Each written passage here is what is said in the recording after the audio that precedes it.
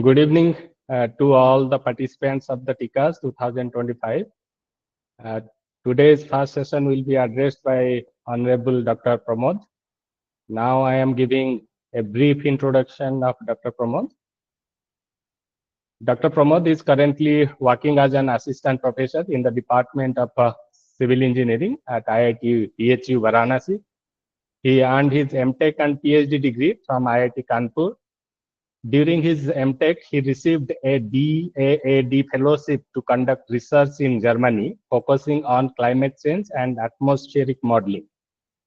His professional journey includes working with several prestigious institutions such as MNNIT Allahabad, NIT Jamshedpur, and various state government engineering colleges. He has mentored over 50 undergraduate, postgraduate, and PhD students. His research interests are climate change, water resources management, GIS, and remote sensing. He also significantly contributed to consultancy projects in the field of hydraulics and water resources management and engineering. Currently, he is involved in initiatives to rejuvenate small rivers in India. He is part of a project funded for 10 years aimed at establishing a smart laboratory for clean rivers at IIT BHU Varanasi, supported by Namami Ganga, Government of India. Thank you all. Now I am cordially inviting Dr. Pramod to start his session. You are welcome, sir. Thank you, sir. Am I audible? You are not audible, sir. Yes, sir, you are audible. I'm audible, right? Yeah. Thank you, sir, for the introduction. Not still audible. I hope I'm audible to audience. Yes, sir, you are audible to us. I'm audible, I guess. So maybe you can check, sir, your speaker. Yes, now you are audible, sir. Okay, thank you for the introduction. As we said, like, can you I share the make slides. more sound, increase your volume, please, sir. Okay, let me change the mic. Dr. Rao, you please check at your end because it is quite audible to all of us. Oh, if mic is fine, no? Yeah. Okay, then I don't have to use it then. No, not audible, sir. Can any other participant please confirm? Confirm if the mic is fine. Yes, sir, you are audible and clear voice. Yeah, okay, great. So we can start, I guess, in that case. Yeah, so I'm presently working in IIT BHU for the last 2 years. And we have been working on this SLCR project, as sir mentioned, for cleaning of the rivers. And before that, I was mainly involved with climate change analysis. So during one of the research areas and teaching, we used to do some climate change analysis studies. So that I'll try to cover that part in this presentation. So I hope the screen is visible. Oh, sorry, I have to share it. Sorry, 1 second. I didn't share it. Let me share the screen first.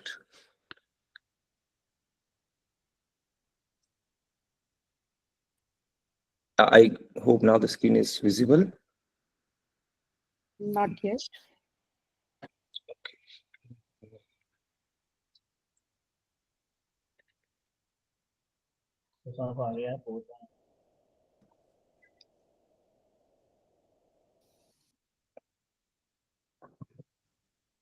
No. Is it visible? Yeah, it is. Okay. So the topic that I've taken is the climate change and hydrology. So I'll briefly talk about the climate change and some numerical analysis will also carry out. So this is going to be the theme of the presentation. So I'll start with the basic introduction to the subject. What is climate change, the impacts of climate change, the causes of climate change, selection of GCMs, these IPCC scenarios. I'll briefly discuss the IPCC scenarios, ranking of GCMs, and the group decision making. So this is going to be the overview of the presentation. If any of the participants have any doubt in between the presentation, I'll request them to please let me know so that we can have the interactive discussion instead of one way. Okay, so before jumping into the climate, I'll start with the basics. Environment. So what is the environment? Environment, as we say, is basically everything that surrounds us is the environment. We have social environment, we have physical environment, we have biological environment. So all these things that we see around us is known as the environment. Now, when we say some term known as the atmosphere is something which is like a thin layer of gases around the planet, right? So like Earth has an atmosphere which protects us from the UV radiation. The atmosphere of the Earth consists of mainly nitrogen and 78%, the oxygen being 21%, argon and the carbon dioxide, and some other trace gases. So that atmosphere is basically is responsible for creating a living environment for us. So that's very important. Now, hydrosphere, on the other hand, or lithosphere, if I say hydrosphere is all the parts of the Earth where water is there. Like any water body, we can call it as the hydrosphere. So all the hydrosphere will be the water bodies. Now, lithosphere will be the land area. So this will be the land area. This is the water area. And then, of course, the atmosphere is the in air. So we have the combination of hydrosphere, atmosphere, and the lithosphere.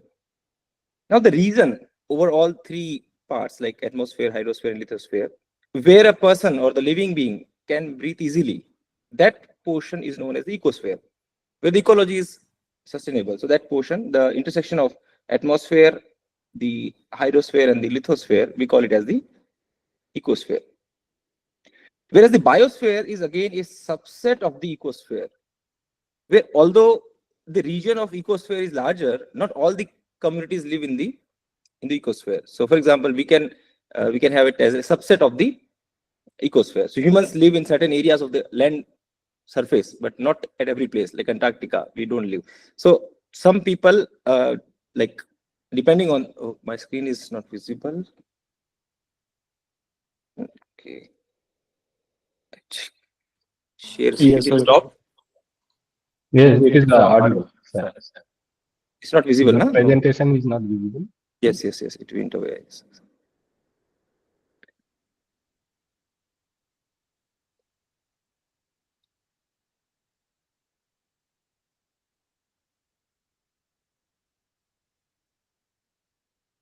Okay, sir. It is visible right now. Right.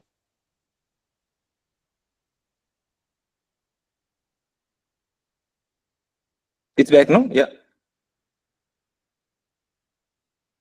And you are not audible, sir. It's not yet back. Presentation. 1 second. Let me.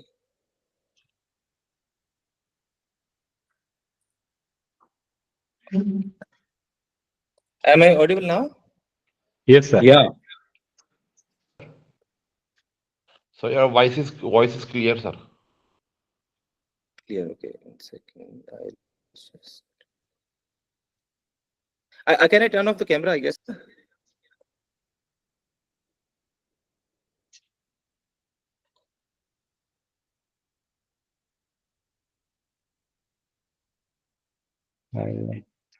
Volume इधर क्यों नहीं आ रहा है?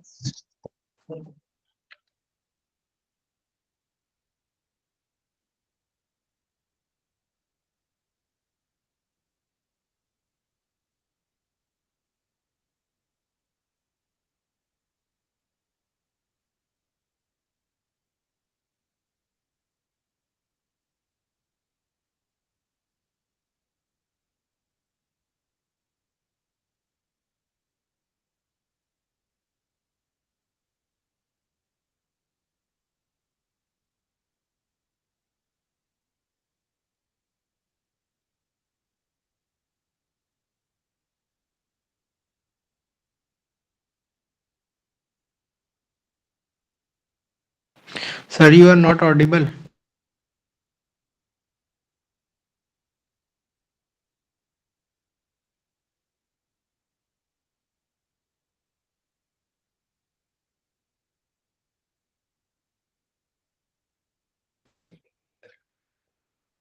Okay. Now is it audible? Yes, sir. Okay. Yes, sir. So climate is something which is the long-term average of atmospheric conditions. And when we say climate change, we talk about the statistical changes in the atmospheric conditions of the climate. So when we say over a long period of time, let's 100 years, if some climatic conditions have changed, So for example, if we say Rajasthan has a dry climate, right? So if the temperature, average temperature, if you talk about, let's say it is average temperature is, let's say 30 degrees centigrade, right? So that characteristic of the Rajasthan is for a long period of time. Now, when we say climate change, we say over 100 years, or let's say last 100 years, the average temperature was, earlier it was 30, and now it is 31. So 1 degree centigrade has been increased. So that we know, that we call as the climate change for a long period of time. Now, first thing that comes to our mind is, has the climate been changing? Yes. So we have seen significant signals of the climate change, and then we started looking into why the climate changes are happening, what are the reasons. So first thing we have to understand is the signals. So signals are, we have seen the warming, we have seen the ice melting, right? In Alaska, for example, we have seen nearly 4 degrees centigrade rise in Alaska for last, let's say, 30, 40 years. We have seen 20 to 30% of ice melting. We have seen significant sea rises. We have seen extreme rainfall events happening. We have seen extreme droughts happening. Yeah. So we have seen hurricanes, like hurricanes, if we talk about, and there are mainly 5 categories of hurricane, category 1 to 5, depending on the velocity of the hurricane. So it varies from 120 kilometers per hour to 250 kilometers per hour.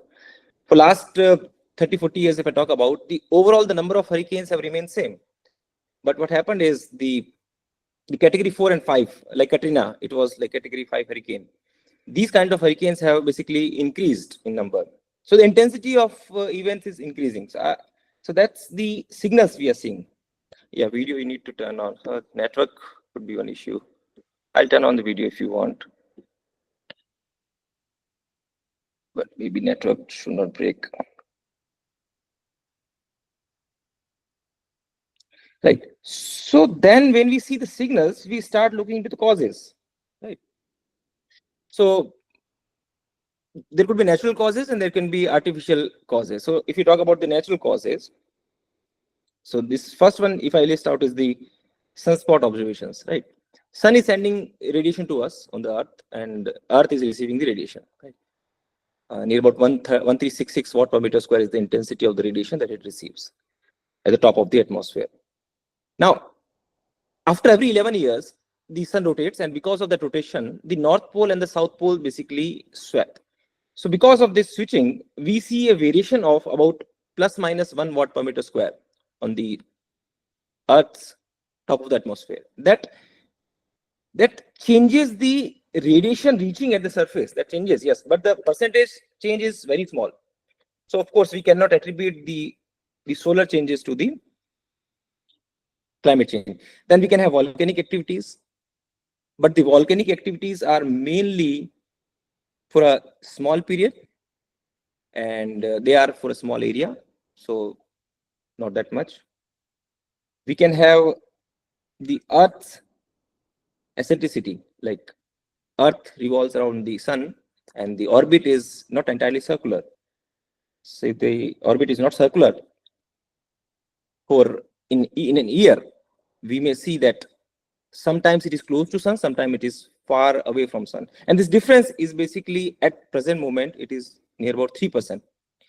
And because of this 3% difference in the distance from the sun, the amount of radiation difference is about 6%. So we see a 6% change in the radiation reaching in the closest position and the farthest position. However, this orbital changes can be nearly circular to nearly perfectly elliptical, and it can go up to the range of 30%. So it can have a difference of up to 30%, but that process takes about 1 lakh years, 1 lakh years. So we have not seen the changes in 1 lakh years. We have seen the changes in 100 years or so. So we cannot attribute the climate change to Earth's eccentricity. The obliquity of the axis. Earth is tilted at about 23.5 degree that we know. And this obliquity also changes.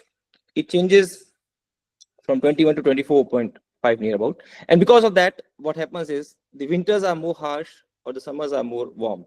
So that changes occurs. And again, this has a cycle of near about 30 to 40,000 years.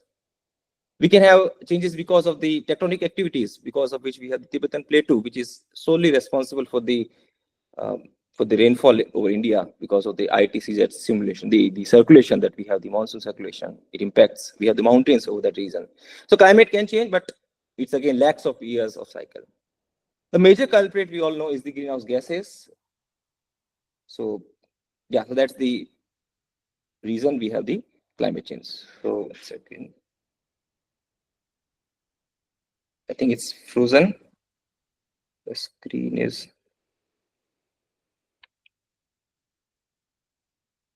Am I?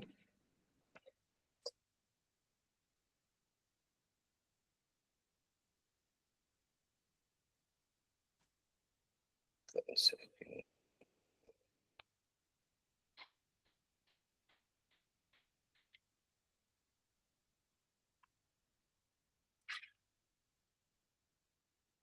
It's again visible.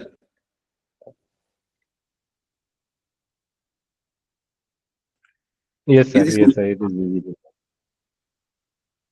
Yeah, so IPCC scenario. I'll quickly go through the IPCC scenarios. Like, if the slide is moving, I hope.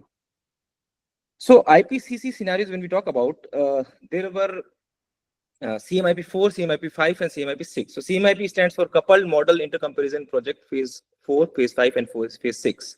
So it basically, there are a number of agencies which run the global climate models, and they came up with a project that how we can simulate the global climate, how we can find out the effect of certain activities on the climate with different models. And these models were compared, and they were put it as a CMIP phase 4, phase 5, and phase 6. So earlier it was phase 4. Phase 4 scenarios were SRES scenarios. They were different. Then we came up with the RCP scenarios in phase 5, and then we have the SSP scenarios in the phase 6. So CMIP 5, basically, in the CMIP 5, we have 4 scenarios. I quickly go through the scenarios. So first is the RCP 2.6 scenario, which says that near about in 100 years, we will see a radiative forcing of increase in the radiative forcing of about 2.6 watt per meter square. That you can estimate as on average we have on the earth on average daily average is near about 300 watt per meter square is the average radiation that we receive on the surface of the earth, not the atmosphere. So we see a 2.6 watt per meter square. We can see in forcing of 4.4, 4.5 watt per meter square. We can see 6, or we can see 8.5. So depending on the scenario, depending on the globalization, depending on the localization, depending on whether we are using the cars, bicycles, or the public transport, whether we are using the emission capture devices, whether we are using the renewable energy, we can limit the emissions to 2.6 watt per meter square forcing. This forcing is because of the greenhouse gases. We can see a temperature rise of 1 degree centigrade if we limit all these things. The sea level rise of only about 0.4. Whereas if you use cars only, trucks only, if you use the fossil fuels, the coal-fired power emissions, you can go as high as 3.7 degree centigrade of the warming in the long run. You can have a sea level rise of up to 0.63 meters, right? So depending on the scenario, the models were simulated, and these models gave the outputs in the form of the climate variable, the precipitation, the temperature, all these variables we can have. Similarly, in the CMIP 6, we have the SSP scenarios. SSP 1, 2, 3, 4, they are equivalent to RCP 2.6, RCP 4.5, near about RCP 7, and near about RCP 8.5. So these are again giving you the shared socioeconomic pathways in CMIP 6. Now, what you can do is, suppose you want to do a climate change study. So you can go to this website, which I mentioned here. And over the website, you can find out different thousands of models are there, thousands of models. You can go and search for specific variables. For example, I'm zooming in a bit. Suppose I've searched here for the precipitation. I am looking for the precipitation data for maybe future and for the past. So precipitation is something which I have searched for.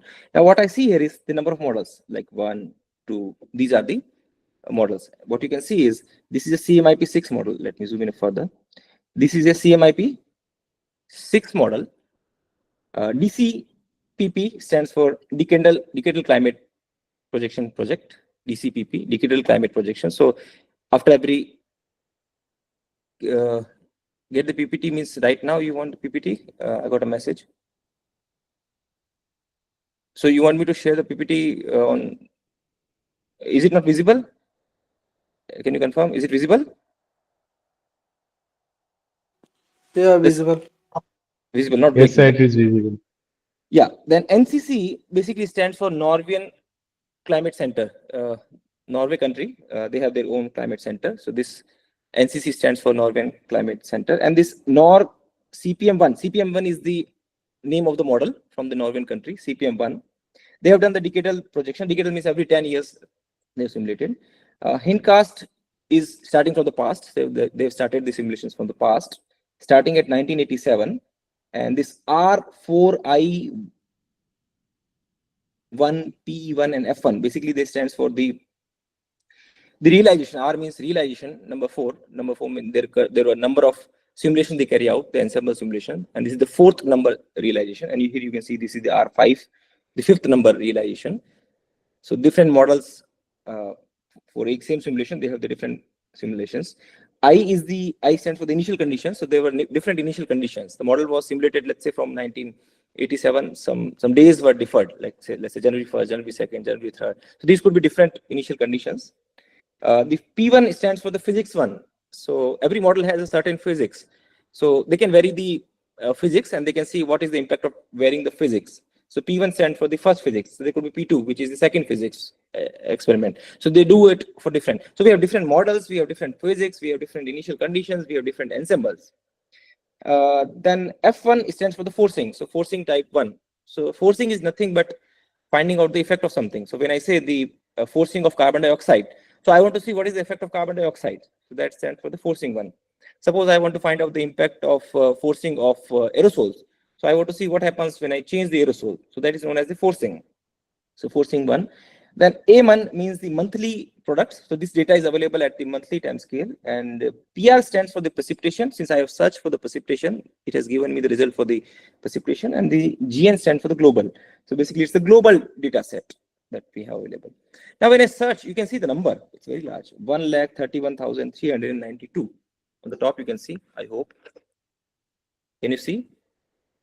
So that number basically means there are 1,31,392 models. Which one should I choose? Which one should I choose for me? That is the question we are going to answer in this presentation. How do we choose a certain model? Right? Up to this point, if you have any doubts or want to discuss, we can have. Otherwise, I'll move forward. You can paste your the queries in the message also. I can see the messages. Now, when I say there are lakhs of models, thousands of models, now I want to choose a model. So what we do is normally, we take the output from a GCM, and then we take the observation data, and then we compare it, right? So there are performance indicators, certain performance indicators. So there are performance indicators. So on one side, we have the observation, let's call this X. On the Y side, we have the GCM output, let's call it the model. And then we have the number of days. So number 1, number 2, number 3. So these are the number of days or the number of months or whatever it is. So you have values over this side. And what we want to do is we want to have the X and Y to be same. For example, from 1987 to 2024. I want to compare the precipitation which is simulated by my GCM and the IMD data set, let's say I have. So for that, I'll put the X column will be the IMD data at the same location, of course, and the Y column will be the GCM value. And then I'll do a comparison. Now for the comparison, you can have number of the indicators. So I'm sharing some indicators for your reference. So for example, SSD stands for the sum of the squared deviations. So what you do is you sum it up. What do you sum? You sum the squared deviations of the difference. So difference between the observation and the model, which is xi minus yi. You take the square. It is sum of the square of the deviation. So you take the difference, you take the squares, and then you sum it up. So basically x minus y, and then you square it, and then you sum at the bottom. So what you get is the SSD. I hope it's clear. Then MSD will be the mean of the squared deviations. Mean of the squared deviations. So nothing, but you just take the sum and divide by the total number of data points that you're having, right? So for example, here I have the 3 data points. So I take the squares, I sum it up and divide by 3 to get the mean square deviation. Now root mean square deviation, which we are all familiar with, we just simply take the square root over the MSD, we get the root mean square deviation. And NRMSD stands for the normalized root mean square deviation. Where we do is, we take the RMSD and we divide by the average value of the observations, which is the X bar. So that's how we get the NRMSD. Then absolute normalized mean bias deviation, ANMBD, absolute normalized mean bias deviation. Here what we do is we take the deviation, actually we are taking the deviation, then we sum it up, then we average it with 1 by t, and then divide by the average value of the observations and take the mod. That is the ANMBD.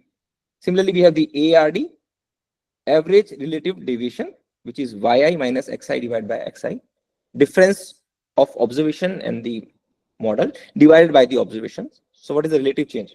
So suppose the observation is 2, the model is 3. So what we do is model minus observation divided by 2. This gives me 1 by 2. So this value comes over the ARD.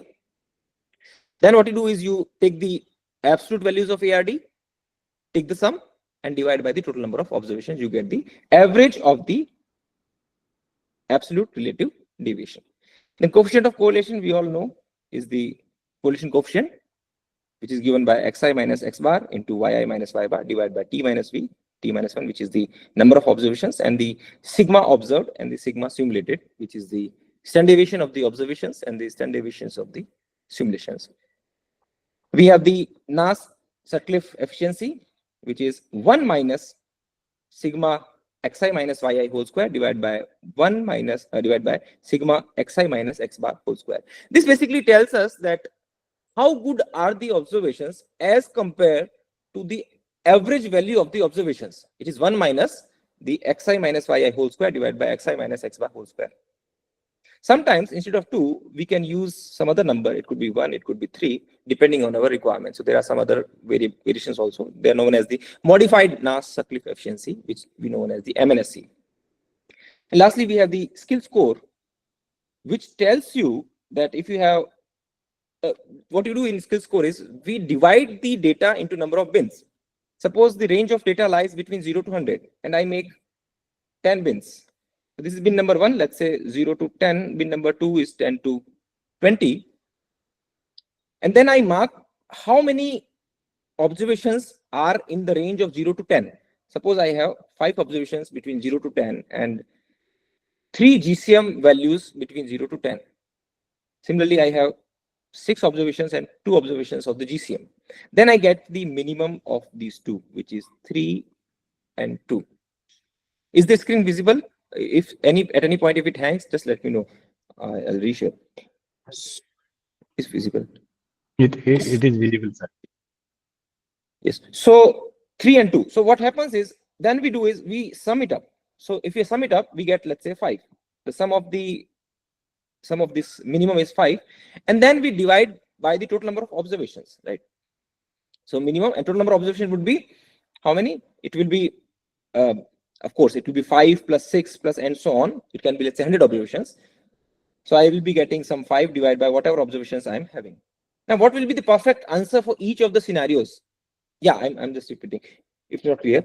So so suppose I have in a bin, let's say I'll take a data. So my data varies from 0 to 100. My data varies from 0 to 100, and the observations between 0 to 10, I'm getting observations of 5 observation values are between 0 to 10, whereas the model gave between 0 to 10 only 3. Similarly, between 10 to 20, my observed data were having 6 values, whereas the model gave me only 4. And similarly, between 20 to 30, my observations were 0, whereas model gave how many? 4, let's say. Okay, so total observations are 5 plus 6, 11. So we have total 11 observations. Now, T is fine, 11. Now, what is the minimum of 0 to 10? It is 3. What is the minimum of 10 to 20? It is 4. What is the minimum of 20 to 30? It is 0, right? So this minimum basically tells me that how different is my statistical distribution between observations and the GCM. Now, if I sum it up, I get 7 divided by 11. This is my skill score, 7 divided by 11. Now, the perfect skill score would be 1, where the GCM will also say that between 0 to 10, we have 5 values. The GCM will also say that between 10 to 20, we have 6 values. And the GCM will also say that between 20 to 30, we have 0 values. So that will be known as the perfect skill score, right? I hope it's clear.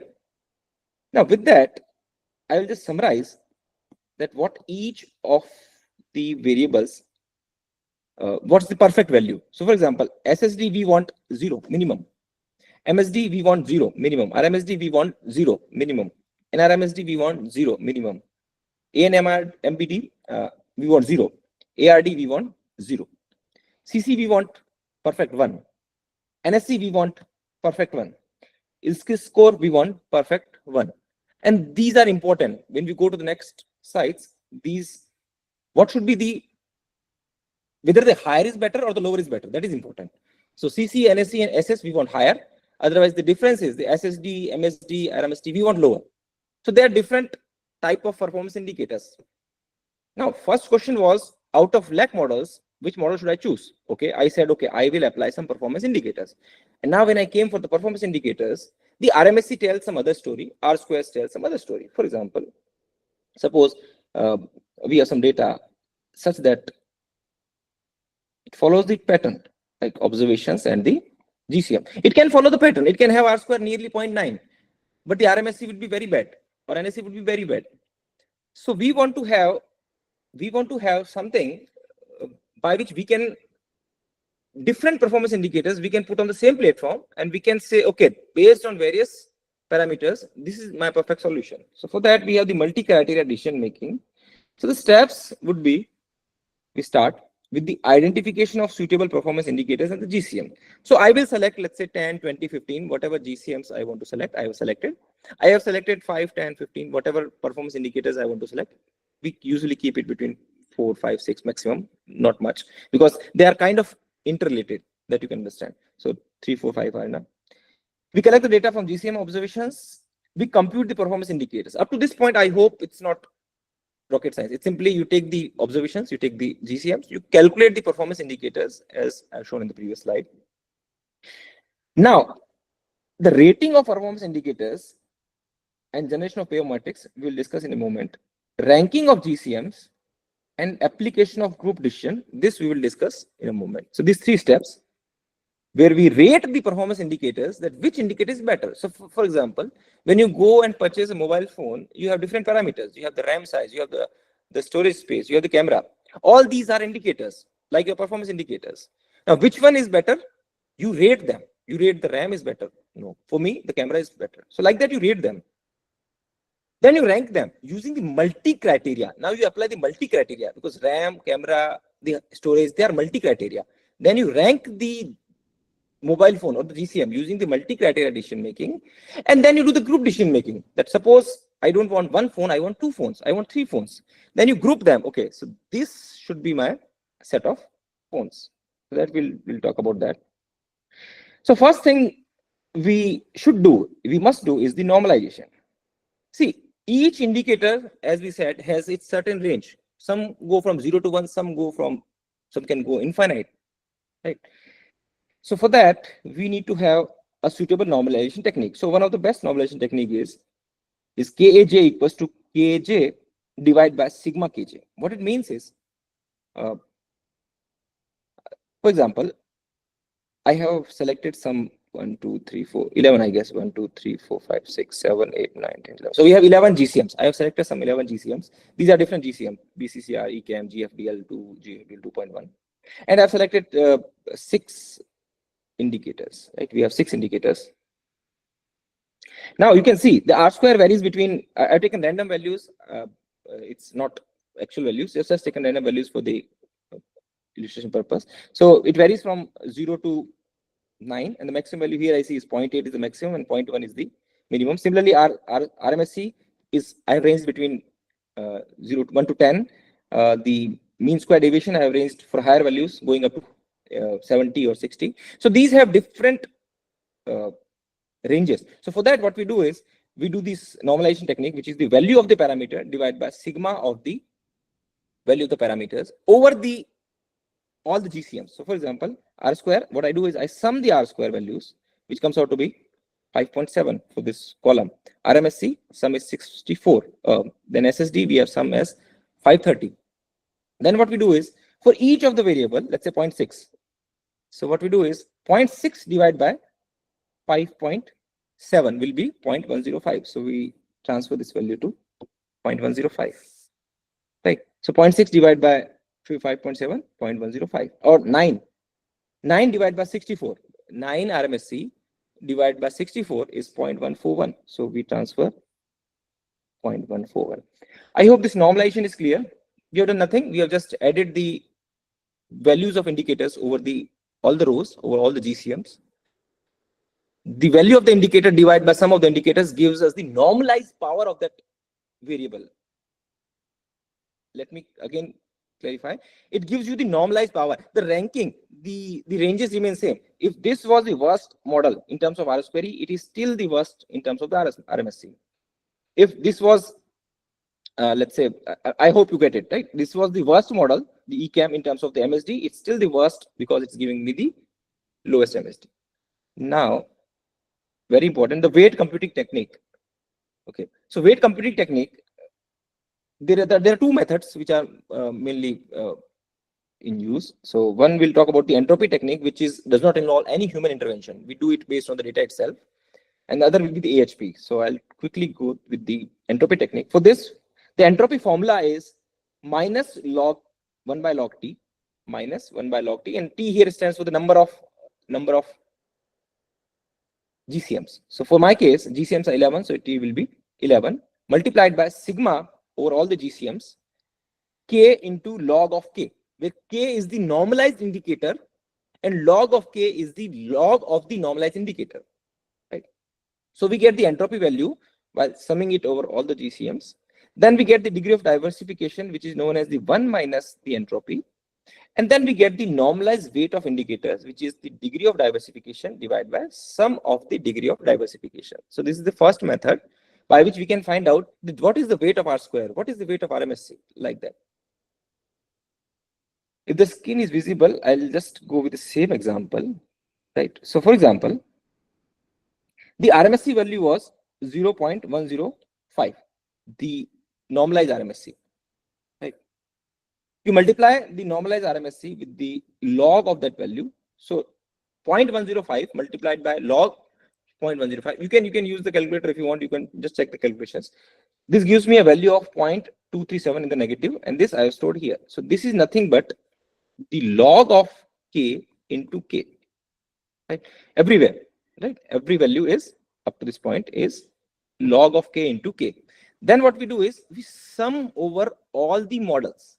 Right? So sigma. So sum of all these values for the R square, it is minus 2.2695. For RMSC, it is minus 2.3127. For SSD, it is 2.2838. So log K multiplied by K, and then sum it over all the models, you get the sum of log K. Right? Now, once we have the sum of log K, we divide by the minus of 1 by log T. So this value, we divide by 1 by log of 11 with a negative sign. So minus 1 by log of 11, when I divide this 2.2695, I get a value of 2.12926, right? Similarly, minus 2.3127 divided by log of 11, I get 2.22079.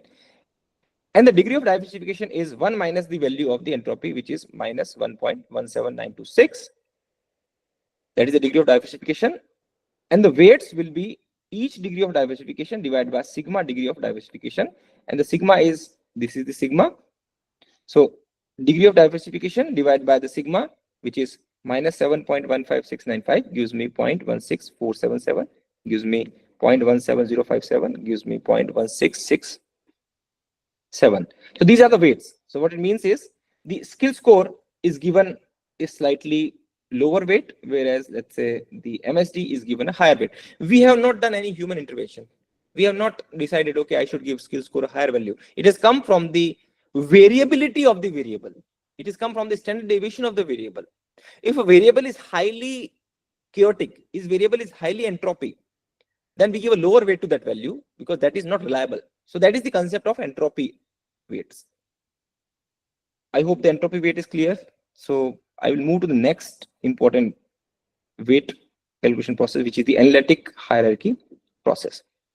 This is the, again, mostly used hierarchy process. So for that, we have to understand that in AHP, we give weights, we give the importance based on the relative importance of two variables. So we can give numbers like 1, 3, 5, 7, 9, depending on how important the variable is compared to the other variable. And I'll just give with an example how we define the matrix.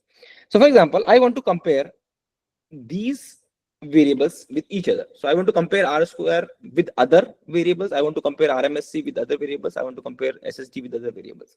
Now, one thing is clear, that R square and R square, they are one, means they are same. So the diagonal values will always have the one value. So that's why we have over the diagonal 1. Now, when I say R square and RMSC equals 9, that means I am thinking that R square is much important than RMSC. So I'm giving a 9. That is extremely important variable as compared to RMSC. So I put 9 here. Right. So as soon as I put 9 here, the RMSC and the R square, right? The RMSC and R square, this should be 1 by 9 automatically. That is 0.11. Similarly, when I say R square and SSD are 7, that means R square is 7 times important. Let's understand in simple way that R square is 7 times important than SSD. So SSD is automatically 1 by 7 times less important than the R square. So corresponding to a row, this tells me basically the strength of the R square. This tells me the strength of the R square. So I have given some values here. Like we just have to put only the first, only one of the triangles of the matrix. Other triangle will be automatically fulfilled. Right. Similarly, RMSC I have given 5. RMSC is 5 times important than SSD, 3 times important than SS. I'm talking in simple terms. And it is 1 by 7 times important than NS. That means NS is 7 times important than RMSC. So I hope the creation of this matrix involves the manual process by which you assign weights, that which variable is less important, which variable is more important, how much important it is. You assign weights based on that. Right. Now, the problem here is that you may have a consistency issue. If you have noticed or not, let me just give you an idea. So consistency means you have said that R square is 9 times important than RMSC. And you have also said that R square is 7 times more important than SSD. That means SSD should be less important than RMSC, or more important. It should be more important than RMSC. So when I say R square is 9 times more important than RMSC and R square is only 2 times more important than MSD, that means RMSC is the least important variable. If you see just one row, RMSC should be the least important variable. But when I say RMSC is 5 times important than SSD, that contradicts my statement.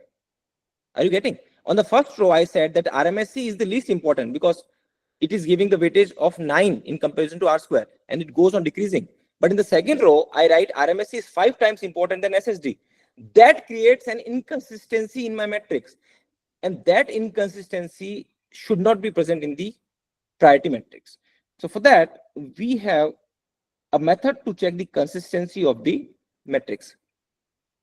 For that, what we need is, whatever matrix we have created, we find the eigenvalues, which is known as the lambda max. We find the eigenvalue of the matrix minus n, where n is the number of criteria. So for our case, n equals to 6, divided by n minus 1. For our case, it will be 6 minus 1, which will be 5. Right. So we calculate the consistency index given by lambda max minus n divided by n minus 1.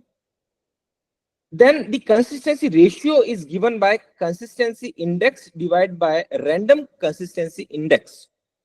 And the random consistency index or the random index depends on the number of data points you have or number of variables you have. So for example, for my case, I have 6 variables. So the RI value is 1.24. Right. So what I'll do is I'll calculate the consistency index for my matrix. I will compare it with the random consistency index and find out the consistency ratio. If the consistency ratio is less than 0.1, then I say the matrix is consistent. However, if the consistency ratio is more than 0.1, I say matrix needs to be revised. Now, whatever matrix I have taken, I will calculate the lambda max. Now calculating the eigenvalues, we all know, we find the determinant of the lambda minus AI, A minus lambda I, A minus lambda I equals to 0, and you solve for all the lambda values, and then you find the maximum eigenvalue. That is one process by which you can find the eigenvalues. Otherwise, there is another simple technique to just calculate the lambda max. This is a simpler technique to just calculate the lambda max. What we do is, to calculate the lambda max, we first normalize the column, each column. How do we normalize? We sum all the values of R square, and the sum here is coming out to be 2.29. And then you do is 1 divided by 2.29, which is 0.44. Then you do 0.11 divided by 2.29, which is 0.05. So basically, you are calculating a normalized matrix for each of the variable RMSE, SSD, SS. Right? Then what you do is you sum all the normalized rows. So sum of 0.44, 0.44, 0.44, 0.39, 0.32, and 0.18 is 2.21. Similarly, sum of all these is 0.69. So you find the weights. It's kind of weight only. If you understand, I have given higher rating to R square, 97532. So that means its weight is going to be higher, which is 2.21. Although we are in the process of finding the weights, this is one of the method. But right now we want to find out the consistency. So we are focused on finding the lambda max. Then what we do is, we do the product of the original matrix A with the weight vector. Original matrix A with the weight vector. So what it means is, we do the product of, so first element, this 21.29 you can find by multiplying this first row with the weight column. So what it means is 1 into 2.21 plus 9 into 0.69 plus 7 into 0.63 plus 5 into 0.71 plus 3 into 1.11 plus 2 into 0.64. When you do that, you get 21.0219. So you do the product. Similarly, you do for the second row and the weight column. You do the third row and the weight column. So you get the products. When you divide the product by the weight, you get the division, which is 9.499, which is 9.5. And when you average it out, this 9.1 is known as the lambda max. You can check the calculations, and you can check the normal methods of finding the eigenvalues, and you can compare. The lambda max will come out to be approximately same as the lambda max. Okay, we found the lambda max for our matrix. Now what we do? We find the consistency index, which is lambda max minus n divided by n minus 1. So for me, the lambda max was 9.18907, n being 6. So I calculate the consistency index, which is the lambda max 9.18907 minus 6 divided by 6 minus 1, which is 3.18907 divided by 5, which is 0.637814. Now, the random index for the number of variables 6 is already known to me, which is 1.24 from the table. So what I do, I find the consistency ratio, which is 0.637814 divided by 1.24, which has come out to be 0.5143, which is 51.43% of the inconsistency, which is very huge. And that is simply because I already mentioned that we have taken the wrong weights. You can see clearly. Here we are saying the RMSE is the least important as compared to SSD, SS, and NS. But we are putting a heavy weight of 5.3, which is not correct. Which is not correct. Similarly, for the SSD, we are putting heavy weights of 3.2, which is not correct. So by purposefully, I have kept these weights. I have kept the weights in the decreasing order so that you can understand that once I put the weights in the decreasing order, you can correlate how the consistency looks like or the inconsistency looks like. Now I'll create a new pairwise matrix. So this was my original matrix, which was having higher values 5, 3, 3, 2. And when I got rid of these values, I put the lower values. This should be the case. These are lower values, right? Once we have set up the thing, when I put the lower values and I do the same calculation, I got a consistency ratio of 0.099. I leave it for your calculations. So the things remaining same. We found the lambda matrix, which was 6.61 this time, lambda max. And from that, we calculate the consistency index, which is lambda max minus n divided by n minus 1. And then we have the random index, which is 1.24. And then we have the consistency ratio, which is coming out under 10%, which is 9.96%. So we got the consistency metrics perfect with us. Now what we want to do is we want to find the weights using that consistency metrics. Now one thing you know is that the rows correspond to the weights. Higher the values in the rows, higher should be the weight. So for example, this was my original matrix. This was my original matrix. The crudest method, the simplest method is simply you add all the row elements, which is sum of the rows, sum along the rows is 27. So 9, 7, 5, 3, 2 plus 1 is 27. Similarly, you add the row of the RMSC, which is 0.111, 0.33, 0.2, 0.14, 0.33, which is 2.12. So basically, higher value is your higher weight. So when you add all these, you get a sum of rows, which is like this: 4.99, 13.4, 25.33, and 7.20. And sum of all the weights are 80.04. Now, what we want to do is weights are usually, some of the weights should be 1. So what we do is we normalize it. Right. So how we normalize? We divide 27 by 80.04 to get a weight of 0.34. So this we get as 0.34. We divide 2.12 divided by 80.04. We get a value of 0.003. So these are the weights given by the AHP matrix. The weight given by entropy were different. Now the weight given by AHP is different. Simply the crudest method. A little bit better method, or I'll say, is instead of adding along the rows, we add along the column first. So what I do here is we add along the column, which we get as 2.29, sum of 1.11, 0.14, 0.2, and so on, we get 2.29, and then take the reciprocal. If the rows correspond to the weight, the columns are inverse of the weights. So basically you sum along the columns. So basically R square, when you sum along the column, so when you reciprocate it, you get the weights. So you sum along the columns and take the reciprocals, the same exercise. You take the reciprocals, which is 1 by 2.29 is equals to 0.44. So these values you put up as the reciprocals, and then you do is the sum of reciprocals, the same thing, the sum of reciprocals, which would be near about 0.95. I don't know, maybe somehow we can check 0.44, 0.04, 0.04, 0.08, 0.2, and 0.09, near about 0.9, let's say. And then you do is 0.44 divided by 0.9, near about, you get a value of 0.48. So you get the weights. I hope this is clear, the better method. So what are the weights of the R square? Weight of R square is 0.4, weight of RMSC is 0.04, weight of NS is 0.24. Earlier, what we had the weights? Weight of R square was 0.34, weight of RMSC was 0.03, weight of NS was 0.32. One thing you can note is the corresponding, like R square was higher, it was also higher in the crudest method, it was also higher in the better method, but the weightage has changed. Instead of 0.34, now it has increased to 0.48. So slight variation we can see. A good method would be, just like we were doing in the lambda max, would be to first we normalize the values. So we have the 1.11, 0.14, and we normalize to get the normalized metrics. So for normalization, what we do is 1 divided by 2.29, the same exercise. 1 divided by 2.29, 0.11 divided by 2.29, 0.2 divided by 2.29. So we get the normalized metrics. Instead of actual sum, now we do the normalized sum, which is the sum of the normalized values. And then we find the weight, which is giving me 0.39 for the R square and 0.3 for the NS. It is still a good method. And the last method, what you can do is you can simply multiply all these, let's say 6 times, and find the product and take the nth root, that is 1890 divided by 1 by 6.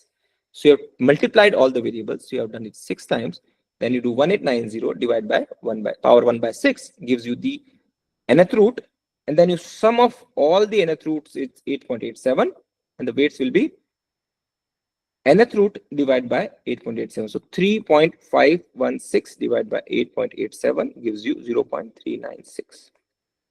Right. So weights are still in the form. Right.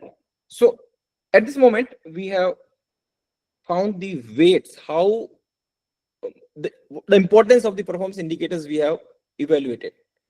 Right.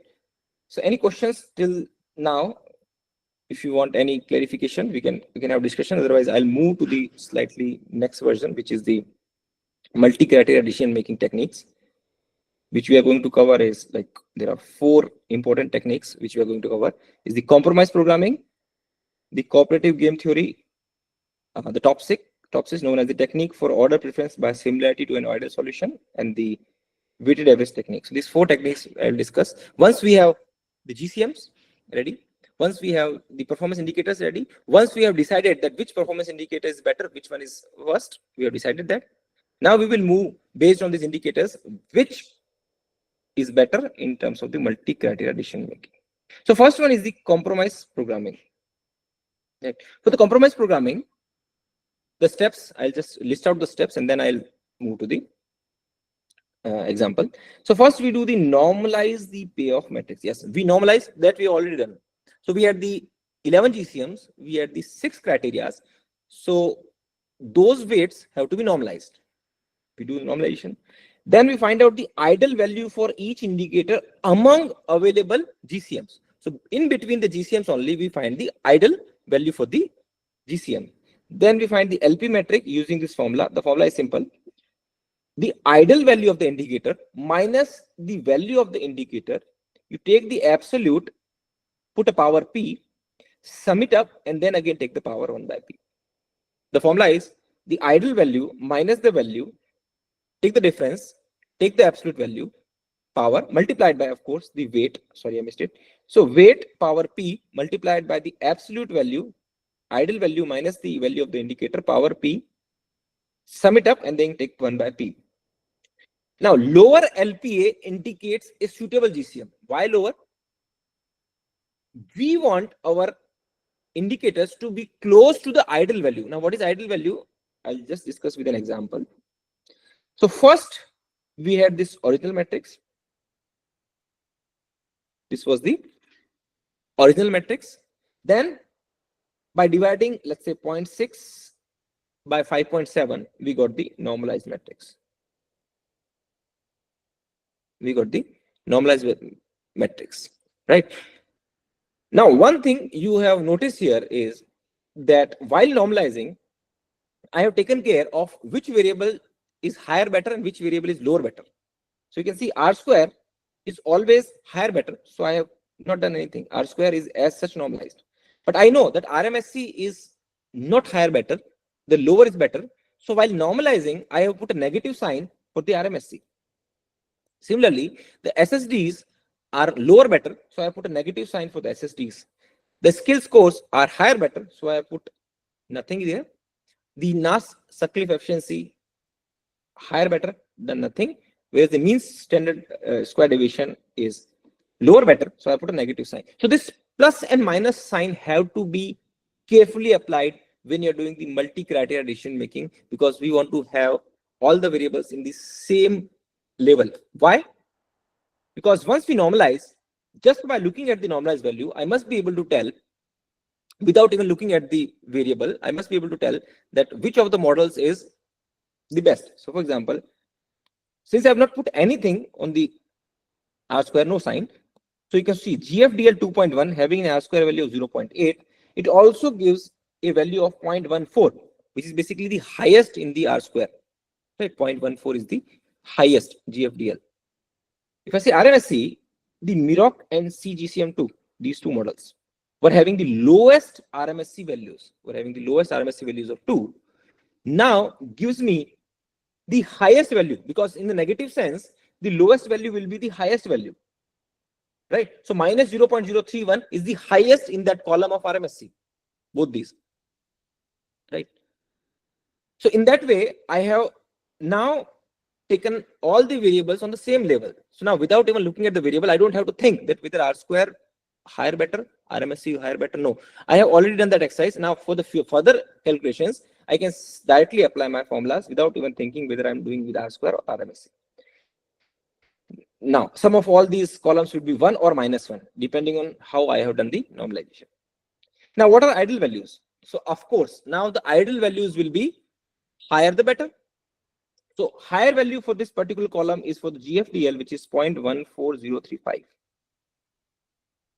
The higher value For RMSC, as I said, will be the highest value, but with the negative sign, it will actually be the lowest value. So automatically it is 0.0313. Similarly, for the SSD, the higher will be the smallest, which is 0.0189. For the SS, it is 0.2093. For the NS, it is highest value, of course, 0.14063. And MSD, it is the highest value. You just have to put the maximum function. You will get 0.0417, which is this value. You don't have to take the universal ideal value. You have to take amongst the GCMs only. The data that you have, the models that you have, in between the models, which is the best value. Yes, between the models, we have the best value 0.14. Somebody may say the R square highest value should be 1. R square ideal value is 1. Of course, we know. But for our models, whatever data we have, the ideal value has to be chosen in between the models only, which is 0.14035 in the normalized sense. Once we have done the normalization, we will do the ranking. Right. So I'll take one example. Let's say, so we have the ideal values. So just zoom in. So we have the ideal values. These are the ideal values for the variables, right? Now, for let's say power. So we have the power function there. So I'm taking P equals to 1. Now, what is the formula we have to apply? We have to apply the weight, which is 0.18726. Let's say weight power P. P means 1. So weight power P multiplied by the value of the indicator minus the ideal value, which is 0.14035, power 1. Here is the P, which is 0.00657, which I get here. So this value is nothing but weight power P multiply the value of the indicator minus the K star, of course, take an absolute value, and power P. That was the formula. You can see here. The weight power P multiplied by the value of the indicator minus the ideal value. Take the absolute value, put it with power P, right? Up to this only. I have not taken sum here. I have just calculated for the one of the variable. So that value has come out to be 0.00657. Next is the summation. So what we do is we take the summation of all these variables. So we take the summation of all these.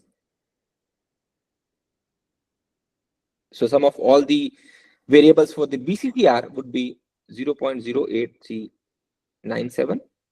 And then we have taken the power 1 by P, which is 0.08397. Now, as I said, LP metric, this is LP metric.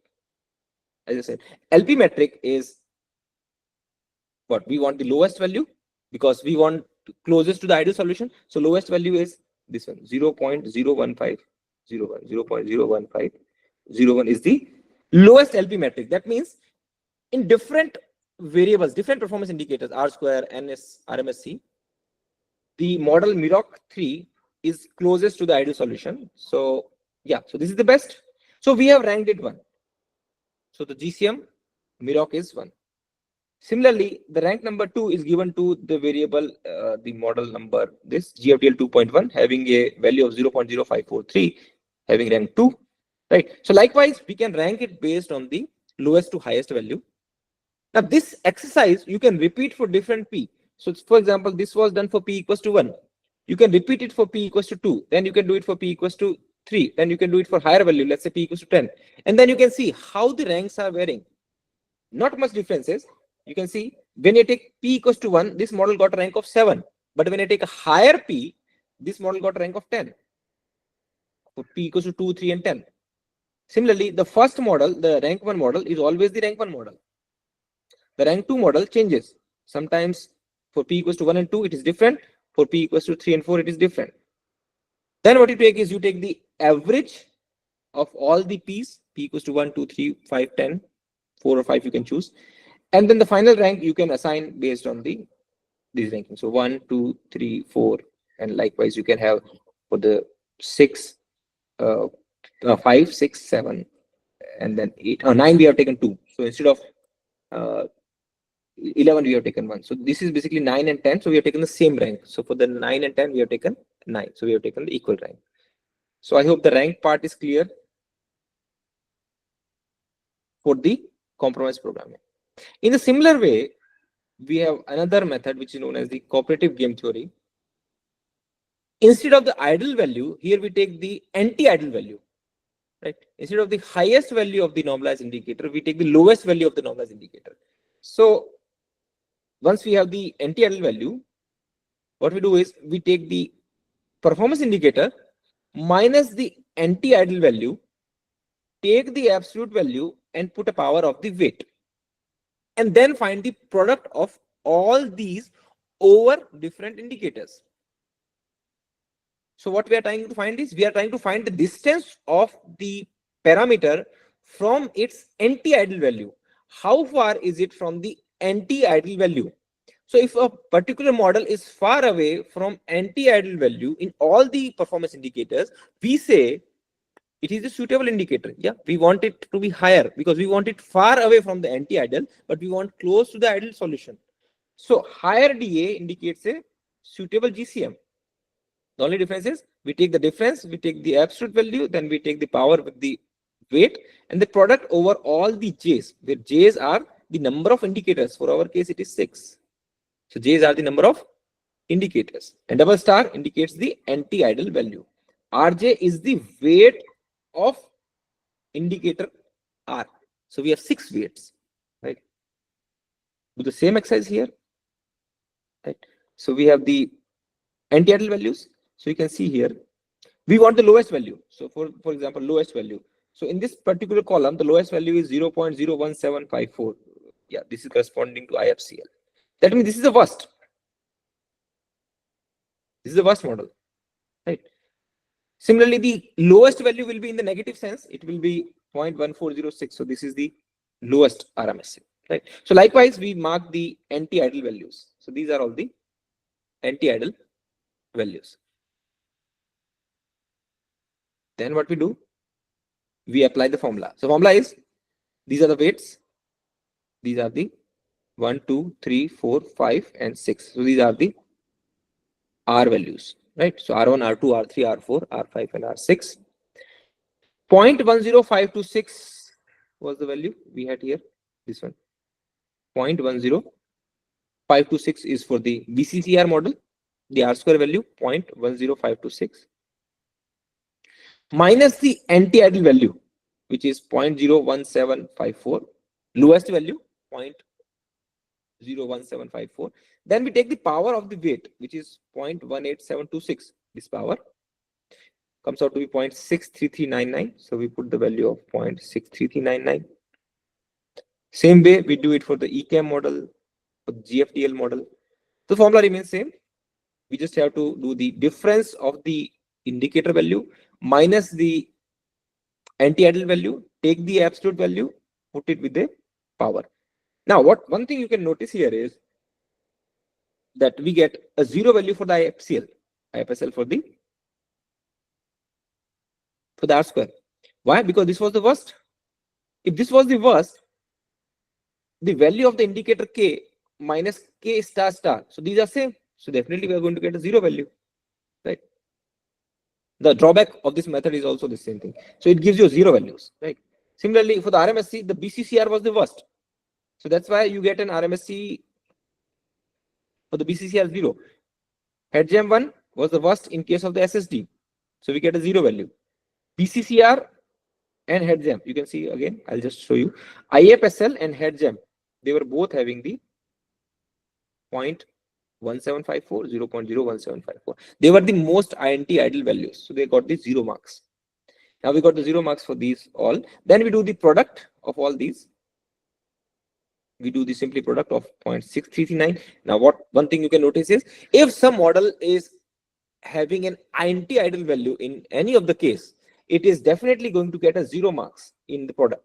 So many of the models basically lost the ranking process simply because either of the column was having a 0 value, resulting in 0, 0, 0, 0, 0, and 0. So all these are 0 because in either of the columns they were having the 0 value. Now the ranking will be done based on the whatever values we are left with.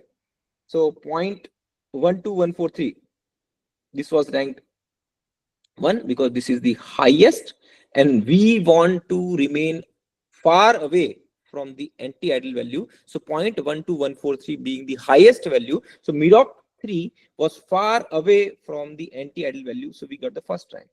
Similarly, second rank is given to 0.08, third rank to 0.0799, fourth and fifth. And after the fifth rank, all others were having the 0 values. So we ranked them 6, 6, 6, 6, 6. All of these were ranked 6. I hope it is clear, the ranking with the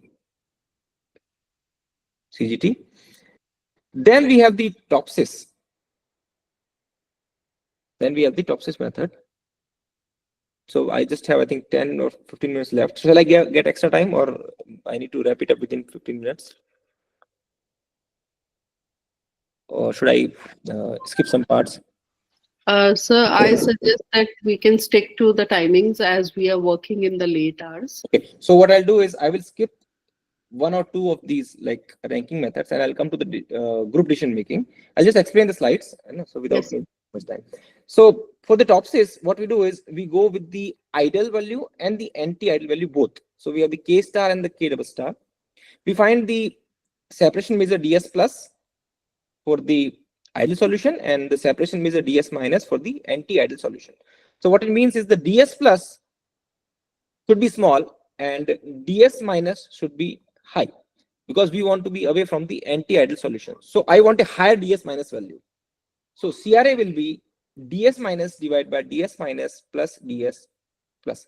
So that means higher is the value of CRA, better is the model, because CRA has DS minus in the numerator, which indicates a higher value of DS minus is distance from the anti-ideal solution, right? So the formula is fine, and you can put all the ideal and the anti-ideal values here in the matrix form. So we got the matrix.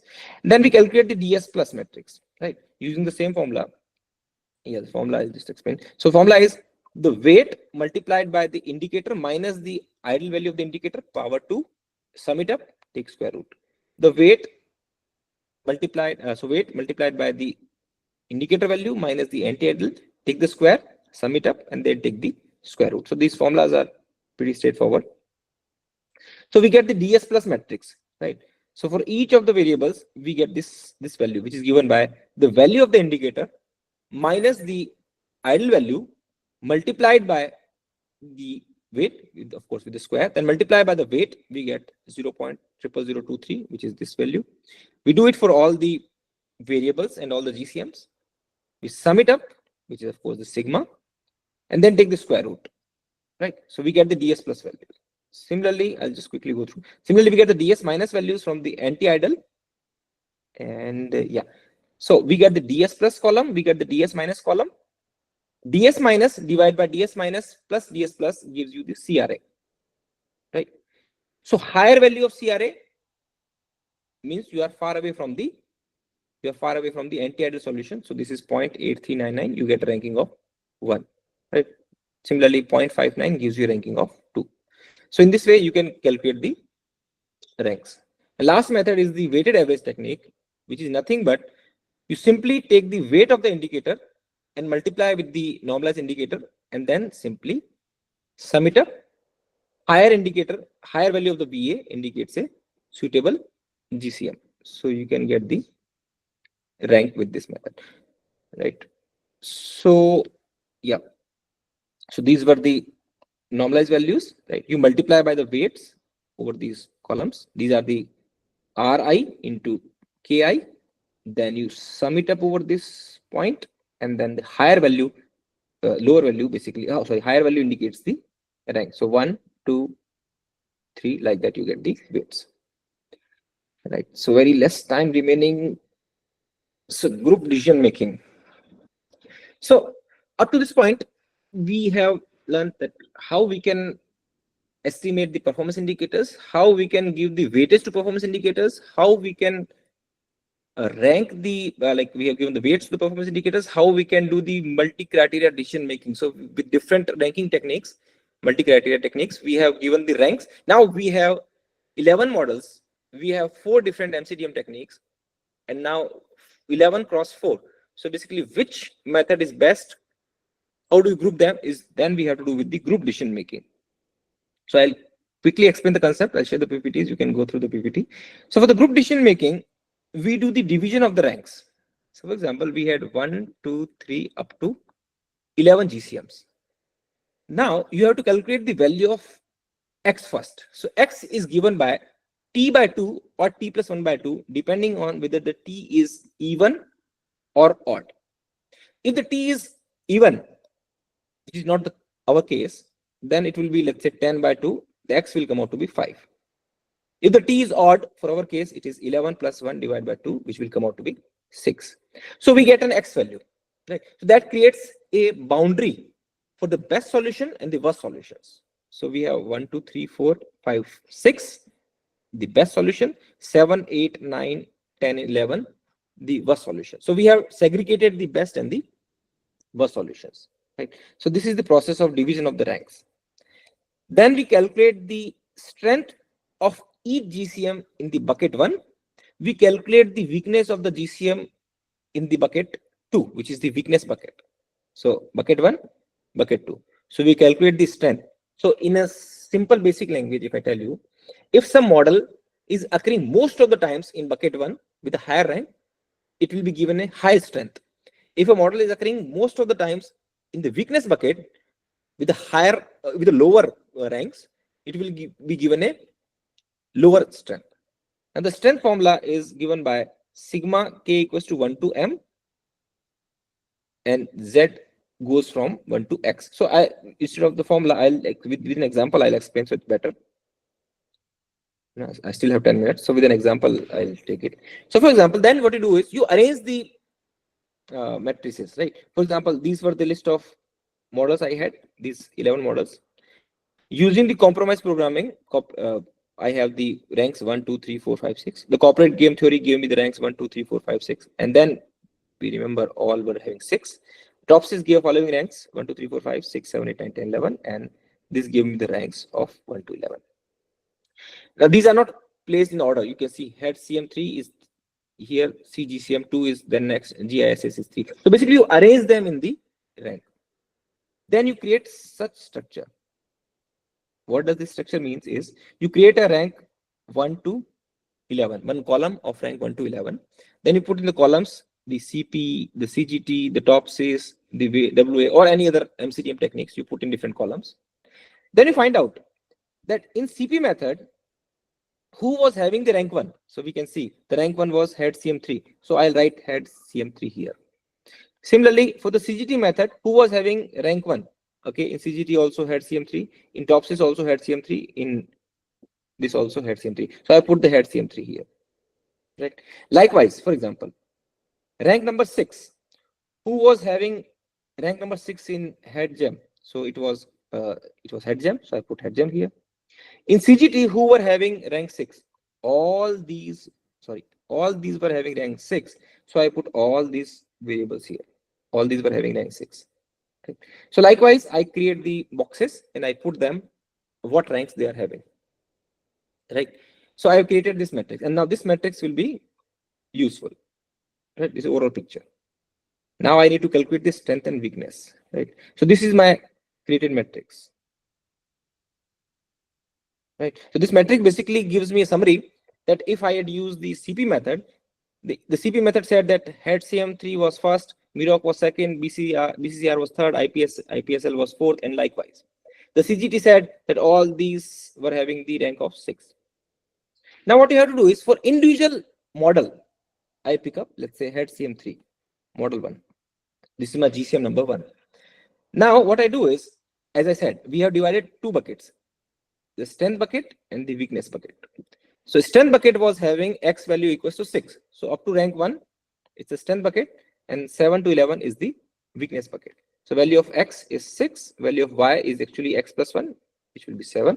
I'll put it here.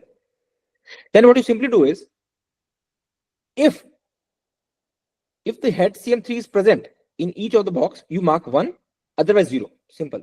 So head CM3 is present here, you put 1 here. It is not present here, you put 0. BCCR is here, you put 0. So likewise, you create a 1, 0 matrix. If head CM3 is present here, you put a 1. Yes, 1. Here it's present, 1. Others all 0. In weakness matrix, it head CM3 is present in any weakness matrix? No. So we have put all the zeros. Right. Then what we do is we calculate the matrix, the value of the strength indicator, which is x minus z plus 1. So it basically starts with x value is 6 minus z value being 1 plus 1. So this comes out to be 6. Similarly, for the next row, it is 6 minus 2 plus 1. 6 minus 2 plus 1 comes out to be 5. Similarly, for the third one, it is 6 minus 3 plus 1, which comes out to be 4, and so on. It goes up to 1. For the weakness matrix, it is z minus y plus 1. So initially, z is 7 minus y is 7 plus 1. This is 1. 7. Again, the z value is 8 minus y value 7 plus 1. This comes out to be 2. So it is in increasing order. So what you can notice here is clearly that in the strength matrix, it is 6 to 1. So if something lies at the top, we give a weightage of 6. But if something lies at the bottommost, we give a weakness of 5. So we are given a strength of 6, and then we give a weakness of 5 if something is lowest point or something is at the highest point. Now, then what we do is we find the product. Product means 1 into 6 plus 1 into 6 plus 1 into 6 plus 1 into 6 gives me 24. So it's 4 times 24. For others, it is 0. Let me take you one more example. So let's say for the Miroc, the matrix was Miroc was present here, Miroc was present here, Miroc was present here, and the Miroc was present here. Right? So rank number 2, it was 1, 2, and 3, and then just 4. So what would happen? 5 into 1 plus 5 into 1 plus 5 into 1, 15. And then finally 3 into 1, 3. 15 plus 3 is 18. Right? The weakness is 0.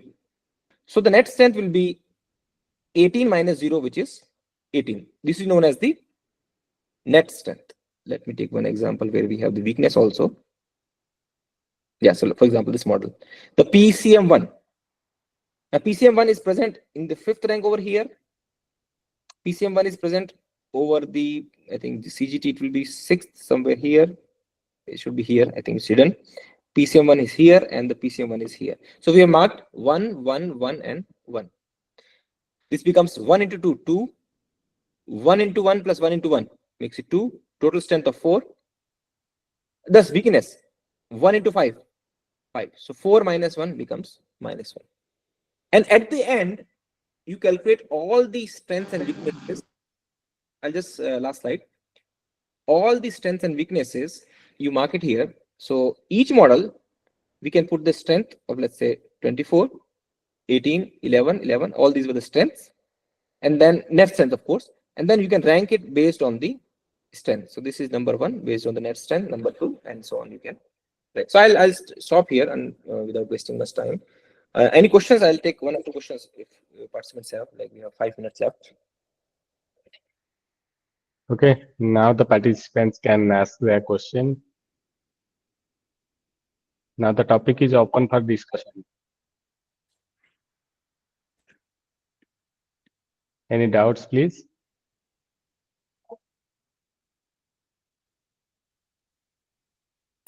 I guess there are no doubts. Yeah. It was quite explanatory, and Sir has explained the models and everything so well. I think that perhaps this is the reason that we do not have any doubts. Good. And the topic is so vast that perhaps anybody who is listening it for the first time needs time to Yes, understand and then ask for the doubts. So this may be the reason that we are not getting any. So it was very nice session, and I request Dr. Rao to formally give a thanksgiving to Sir. Thank you, madam. I extend my our heartfelt gratitude to Dr. Pramod for his insightful talk on climate change and hydrology perspective. Really, your expertise illuminated the complex interplay between climate change and water resources, offer us valuable insights and actionable solutions. We appreciate your ability to engage and inspire us to think critically about these vital issues. Thank you for sharing your knowledge and for motivating us to take proactive steps in addressing climate change crisis. We look forward to collaborating in future events and hope Sure. to see again soon, sir. Thank you, so sir. much. So, participants, if you have any doubts, my email and numbers are all open to the web pages. So you can go and ask me if you have any doubt about the session or anything else. We'll happy to answer. One doubt is there in the chat box. If you can Doubt? see. I was getting comments. 1 second. Yeah, it was said SS calculations. I have already repeated. It was at the time of presentation. And then somebody has asked for PPT. Can we share that with them or? Yeah, PPT, yeah, no problem. No. These are my own content. No issues. I will share. I have already shared the PPT with the outside, I guess. So you Yeah, can he'll share it with the participants. type this. Okay, so if no questions, I'll end here, and the participants are encouraged and welcome to connect with me if you have any issues or discussion. Thank you. So I'll end here, sir. Ma'am, Yeah. permission. Yes, sir. Yes. Yes, sir. Thank you so much. So much, ma'am. Thank you.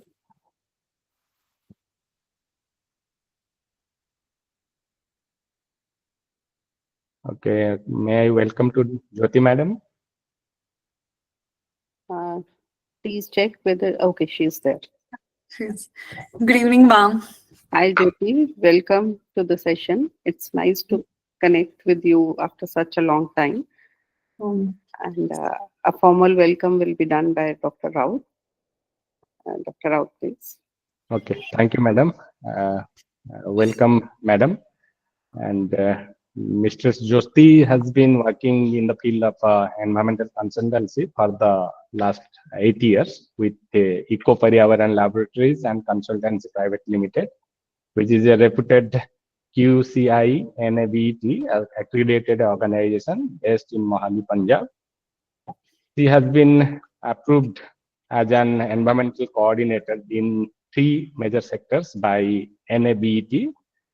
For example, building and construction, township and area development projects, and lastly, metallurgical sectors.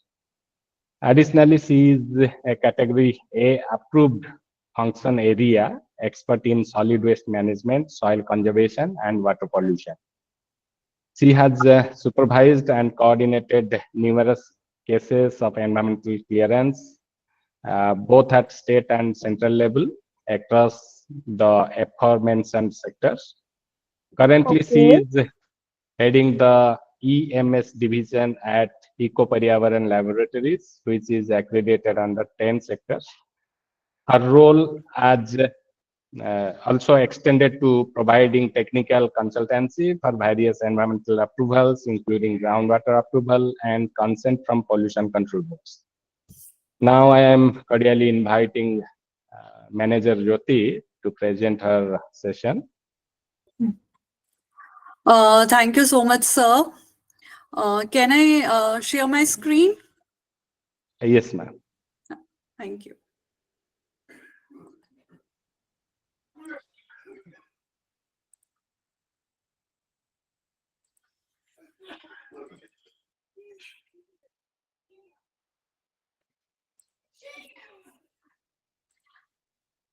Is this screen visible to everyone? Yes, madam, it is visible. Yes, ma'am. Yes, it is visible. Okay, thank you so much.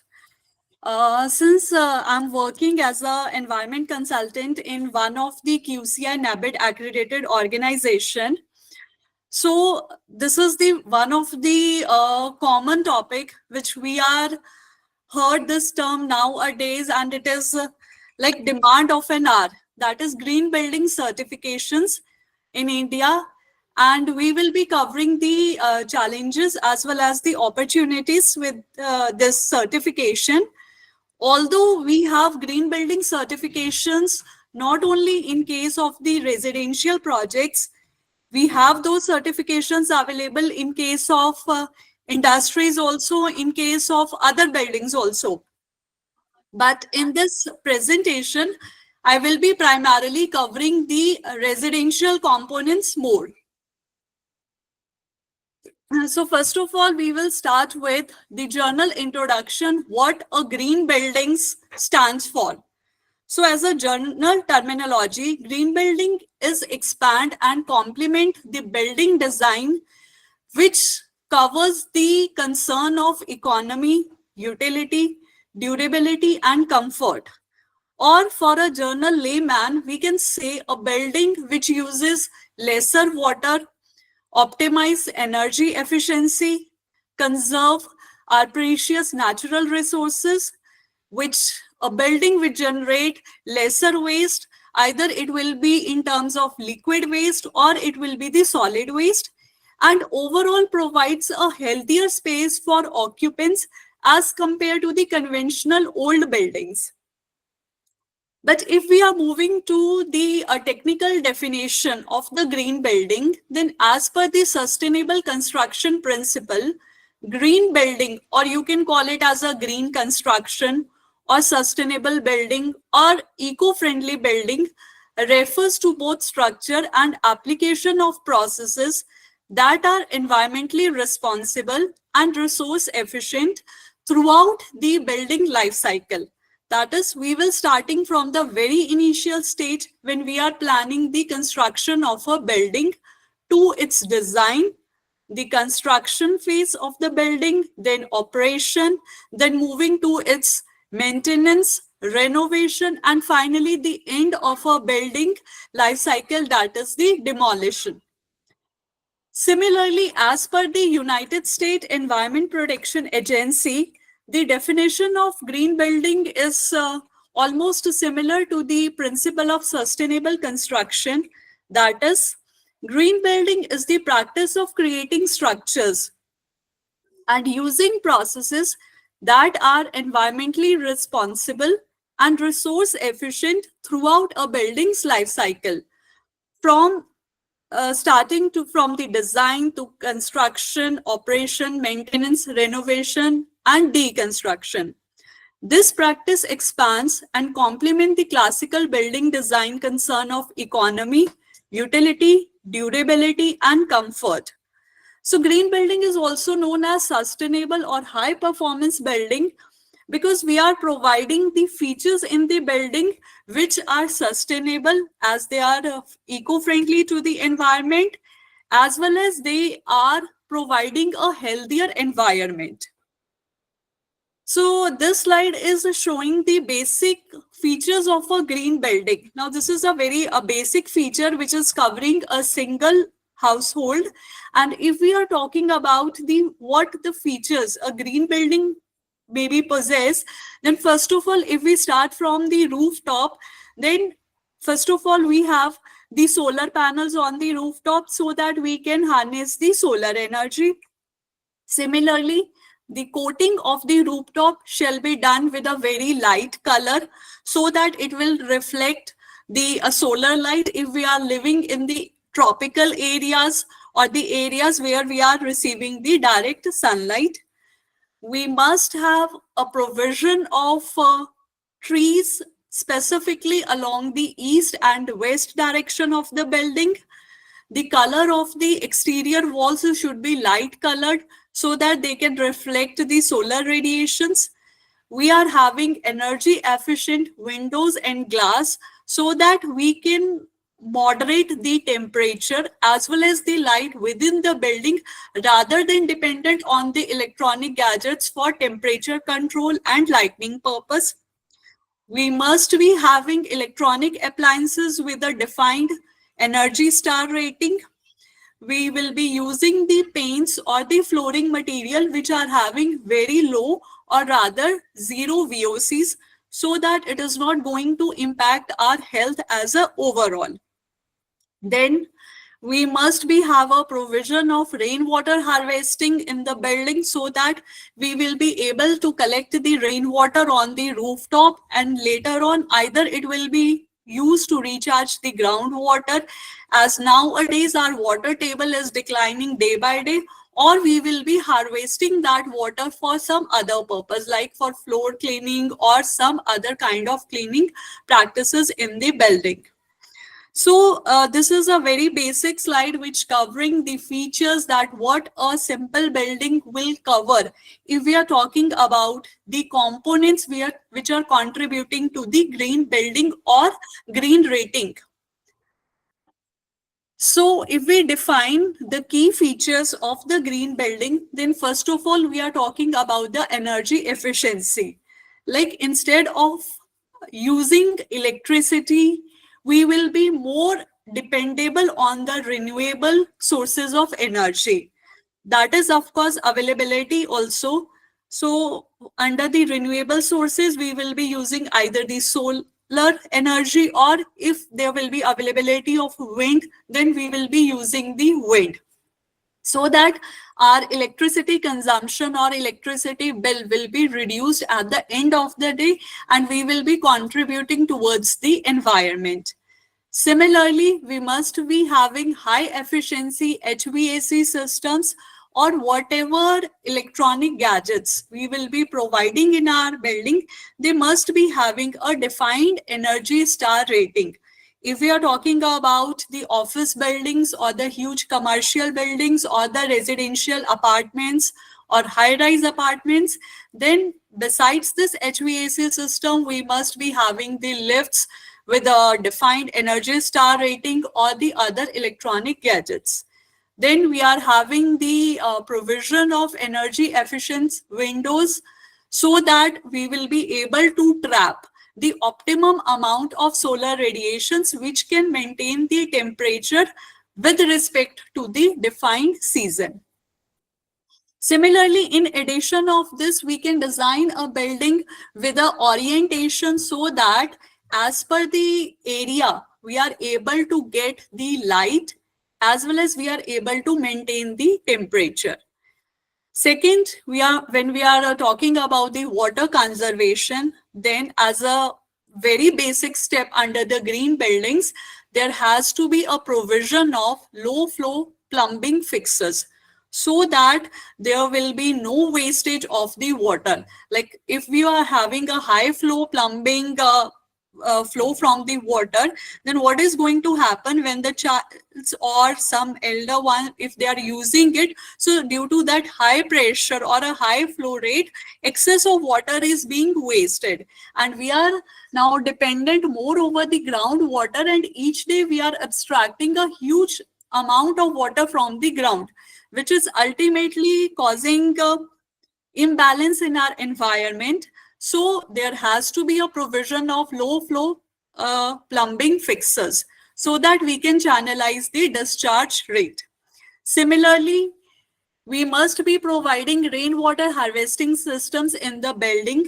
Like nowadays, most of the buildings, specifically when we are talking about the residential projects with high tower, their drawings are approved only if they are providing the provision of rainwater harvesting, in which we will be collecting the rainwater which will from the rooftop area, and then that water is used to recharge the groundwater, or that water will be collected in a storage tank and used on for other purposes, specifically during the dry period. Similarly, water efficient landscaping can be done through provision of sprinklers. Like earlier, when we are not looking in all these features, then we are utilizing excess of water for the landscaping purpose. And in actual, it is seasonal dependent. Like in the summer season, we have to give more water to the plants. But if we are talking about a winter or a monsoon season, then definitely as per the scientific norms, the requirement of water will be lesser. So we have to provide the provision of sprinklers or the drip irrigations or that kind of technologies by which we will be able to reduce the huge quantum of water which will be used for landscaping purpose. Third is the sustainable material. Of course, the rating of a building will be depend what kind of material we are using. So our emphasis is on the use of the recycled material, and which are sourced from the local areas, so that there will be a minimum transportation cost, because ultimately the transportation cost is generating or adding it to the pollution load, and those materials has to be non-toxic materials. Then we will be following those practices during the construction which are eco-friendly. Then the next feature is the indoor environmental quality, and we are able to achieve the good air quality only if we are using low VOCs paint, or proper ventilation system will be provided. Like nowadays, we have seen many advertisements in the televisions in which we are it's clearly mentioning by the paint companies that they are having low VOCs content.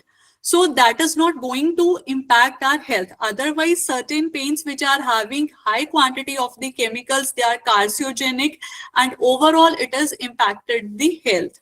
Then we must have the orientation of the building in such a manner that we will be getting the natural light during the daytime, and we are having the adequate green spaces in the building. It's not like that we have to construct only a concrete building with no green areas.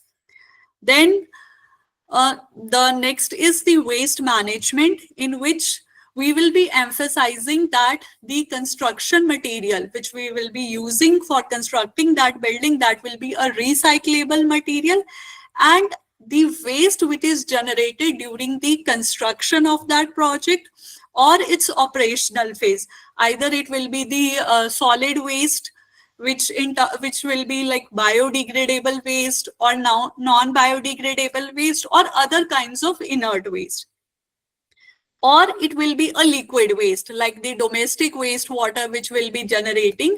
That has to be disposed of in an environmentally safe manner, so that it is not going to add water pollution into the nearby surroundings.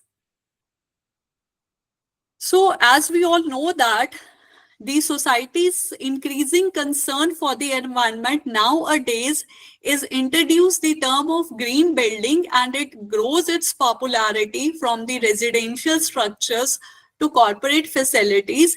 And now the architects, they are discovering those new sustainable design processes by which we are able to preserve our ecosystem, and we will be reducing our carbon footprint. And by this way, we will be adding our contribution towards the balancing the ecosystem. So this slide is giving the basic details about the benefits of the green building. So first one is the improved indoor environment. Like we all know that surroundings is having major impact on anyone's health. So interior design elements like lighting sources, thermal conditions, air quality, occupants residing or working in green structures, they have been marked improvement in their health, stress level, and overall quality of the life. So that's why we are now emphasizing on providing better indoor environment by implementing the inputs of the green building. The second one is we are saving the water through reduce, reuse, or replenish. Like we have discussed that nowadays the water table is declining in every part of the country, and it is the need of an hour that we have to implement those technologies or techniques by which we will be able to save the water. And it is a tangible benefit which we can measure it, like we can see the reduced water bill after implementing the water saving techniques. So green architect can not only reduce water or waste through water efficient plumbing fixes, but also reduce the strain or shared water resources. So under saving the water, we will be installing specifically engineered system to purify the water, and it enables water recycling and also allow for alternative sources of water. Like by the provision of rainwater harvesting, we will be able to trap the rainwater and use it during the dry period. Similarly, like nowadays in the buildings, it is mandatory to install their own water treatment system, which is called a sewerage treatment plant. And that water is treated within the premises, and later on it will be used for flushing purpose. So basically we are providing the dual plumbing system by which we will be able to use the treated water for flushing purpose instead of utilizing the fresh water. Then third one is energy efficiency. Developing structures that derive their energy from natural sources such as sun, wind, and water is extremely beneficial to environment, and overall it is protecting the ecosystem from the pollution associated with the non-renewable sources. So depending upon the availability of the natural resource, we can use the solar energy in the form of like provision of solar panels, solar lights, or solar water heater systems.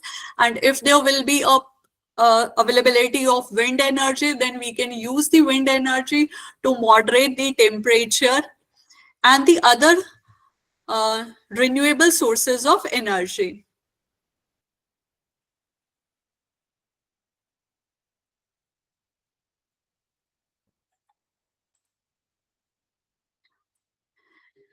Then the fourth one is eco-friendly for life. Since the green buildings avoid use of building materials which are harmful to the human health, as they are containing the volatile organic compounds or plastic byproducts which are known to release toxic fumes and carcinogens into the atmosphere. And ultimately, these dangerous materials are linked to the respiratory disease or allergies or other kind of health disorders. And finally, in an extreme case, there can be a chances of risk of cancer. So in the green buildings, the eco-friendly materials are being utilized, which is better for the human health, as well as it will increases the overall life of the building also. The fifth one is shared resources or increased efficiency. So like in the specifically in metropolitan or cosmopolitan cities, we are having the day by day increasing population, then obviously the local resources are under being threat, and they are not able to meet the demand of the continuing growing population. So under the green building, we will be implementing these sustainable practices and technologies by which we are able to protect and conserve our vital resources, as we will be using them through shared resources, or we will use the efficiency by which their quantum can be reduced. As green structures are capable of reducing the environmental impact on resources, which can potentially be protected and preserved for future generation. The sixth one is reduced operational cost and maintenance.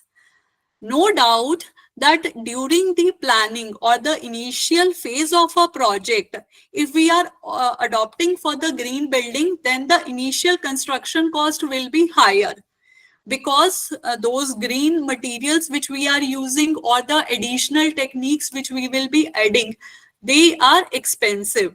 But in the later stage, when we will calculate it, the recurring cost or the maintenance cost, then long term it can be easily recovered exponentially. The next benefit of the green building is reduction in the carbon footprint. As according to the United States Environment Protection Agency studies, buildings are account for 30% generation of the greenhouse gases. So by constructing the green buildings, we can act positive towards the not only for business but as a society or environment as a whole, by reducing the greenhouses gas emissions into the environment and thereby reducing the carbon footprint. The next add-on benefit is protecting our ecosystem as a whole. Like we are having one single earth with a limited resources. So by the sustainable architect, we not only energy efficient or healthier for its inhabitants, but it also benefits the planet as a whole. As by reducing our dependency or reliance on the non-renewable resources, green architect can actually promote and maintain a cleaner environment. Then the next add-on benefit is efficient and sustainable material, because we are using or giving preference to the materials which are more energy efficient and sustainable over their entire life period. So by implementing the sustainable strategies into the design process, like reducing waste, preserving natural resources like water, wood, and protecting our air supply or limiting energy use, the green buildings can create extremely efficient structures that can withstand the test of time. And of course, we have found this add-on benefit that green buildings are durable as compared to the conventional buildings, and they require less maintenance. And further, as these buildings are free from the harmful chemical treatment, so of course they are healthier for the environment also. These, in addition to these benefits for the environment or to the health, there are some tangible benefits which government is providing in terms of the incentives, so that the promoter or the developer, the architect, they also start thinking about the implementation of the green buildings. Like some governments offers some kind of tax benefits or reduced interest rate or subsidies, so that the people are encouraged towards the green building certifications. So now we are moving to the major content of this presentation, that is the green building certification is need of an hour, as globally green building certifications signify sustainable practices, and since India has seen a rapid growth due to urbanization and environmental concern, this certification of green buildings is must, with recent environmental concerns in India also. So now we will be talking about the various bodies in India which will provide certifications of the building for categorize them as green building. So the first one is IGBC, or you can call it as Indian Green Building Council. On the extreme right hand side of the slide, I'm having the logo of the IGBC. So whenever a building is certified with IGBC, they can be show this logo. IGBC is the India premier certification and most prominent certification agency in India. It's very common, and many of you must have heard this certification. Basically, it offers various rating systems for different types of building. Like IGBC is not only limited to the residential buildings, but in the commercial, healthcare, and even the in other buildings also, like we are having the airports. So every building can go for this IGBC certification, and they are having their many popular certification systems, which will be including IGBC Green New Building Certification. If we are dealing with a greenfield project means the building has to be constructed or developed. So in that case, that certification can be obtained from the very initial stage of planning. Planning means that even the drawing of that project is not finalized, but we can start thinking about that. We have to obtain the IGBC certifications. So we have to make our drawing as per the checklist of the IGBC. But we can go for IGBC certifications of existing buildings also in the name of IGBC Green Homes. This IGBC rating system is voluntary, concise based and market driven program. This rating system are based on the 5 elements of the nature, and this slide is showing glimpse of the various ratings which they are providing in their certification. That is IGBC Green Residential, IGBC Green Commercial, IGBC Green Industrial also, because nowadays the major industrial groups, they are also thinking about that how to go for the green building certification so that they can also contribute towards their step towards safer environment. Then IGBC Green Belt Environment, IGBC Net Zero projects and the other building typologies. Now, we are moving to what is the criteria for IGBC certification. IGBC certifications assesses environmental impact of any of the project based on the several criteria, including energy efficiency, how much water they are conserving, material sustainability means what kind of material they are using and how much sustainable it is, indoor environmental quality of that building, and the including the site selection also, that what kind of site we are selecting for establishment of the project. It doesn't mean that we will select a site which is very close to some eco-sensitive place so that it will disrupt the entire local ecosystem of that area. Similarly, IGBC offers different rating systems as we have already discussed in the previous slide also. Now, it is having some fee structure also, and that fees is based on the project size, type and the scope. Generally, their fee ranges from 50,000 to 5 lakh plus. And in addition of this, they are having additional fee for registering the building, and on each stage of the certification, they will be charging a specific amount of fees calculated on the basis of project size, type and scope. The time taken for entire process, if any building wants to obtain IGBC certification, then it will take approximately 6 months to 1 year time, depending on the complexity and of course size of the project. Now we are talking about the various certification stages involved in the IGBC. IGBC follow a comprehensive process for rating a building which aim at promoting sustainable building practices in India.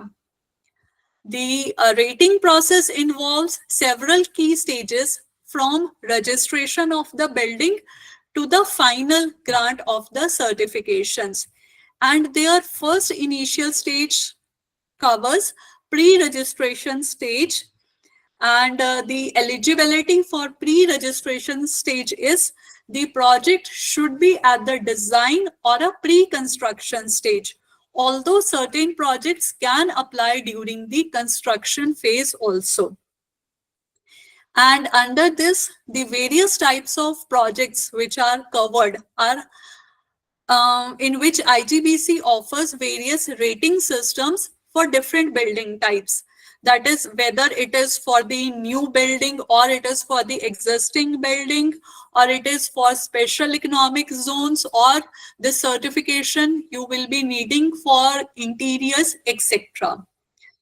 For the registration, we have to submit the basic details of the project, covering the name of the project, their location, their type, size or magnitude of that project, and what kind of features we will be covering in that project. That is, how much dwelling units are there, or it will be a commercial project, then what kind of commercial components we will be providing, starting from basic shops to SCOs to double-story buildings and so on.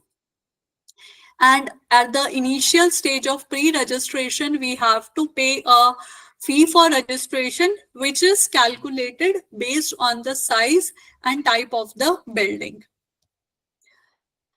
The second stage is the design stage or the pre-certification, in which we have to submit the certain kinds of documents as per the checklist provided by the IGBC. At this stage, the project teams needs to submit the detailed document that showcases the green building strategies incorporated in the design. Like when we are designing a building, what are the strategies we are going to implement in that particular case? Like if we are talking about the energy efficient measure, then what will be the lighting or HVAC systems or insulation system we will be providing? So we have to submit the documentation proof of each of this. Then for water conservation, what are the things we will be providing in that specific building? Like how many rainwater harvesting pits we are proposing in that particular project, how many low fixers we are providing, or are we providing the dual plumbing system, or what is the capacity of the STP, what type of technology our STP is based, how much treated water we will be utilizing within the project and add-on. And for sustainable site development, we have to submit the documentation pertaining to the landscaping, which we will be providing in that particular project, or the orientation layout of that particular building.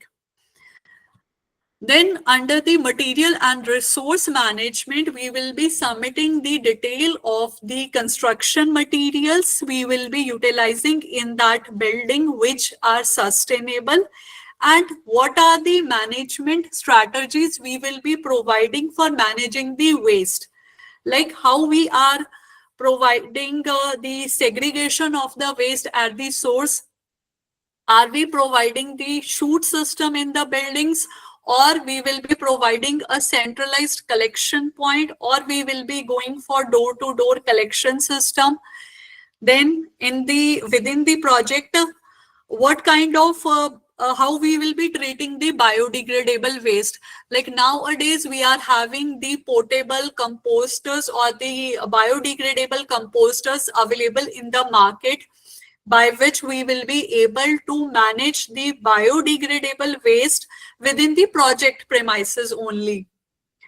Then what kind of indoor environmental quality we will be providing, which covers the ventilation detailing, the day lighting, the air quality, how much LEDs we will be providing, how much solar light we are using. So all these kinds of basic details are submitted at the design stage. Then the IGBC system evaluate is based on earning points, that under these points we will be given some numbers, and on the basis of that points we are next stage will comes to extent to which a building meet specific sustainable practices. Third stage is once we will be submitted the documentation part, that all these things we will be implementing in our building, then of course there will be an on-site verification or an audit.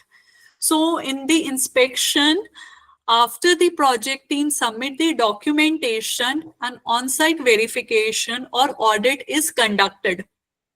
This audit typically includes a visit by IGBC appointed professional or a third-party assessor in order to confirm that whatever practices or the system we have submitted or we have outlined for our project, whether we are actually going to implement in our project or not.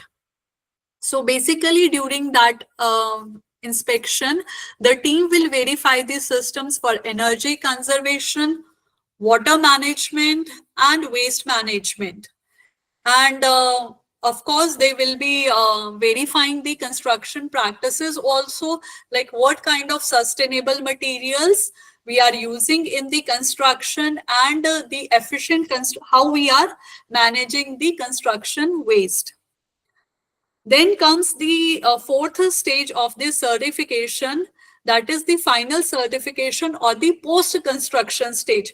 So up to the fourth stage, our building is ready, and since its construction phase is completed, and final certification will be issued after the completion of the construction phase.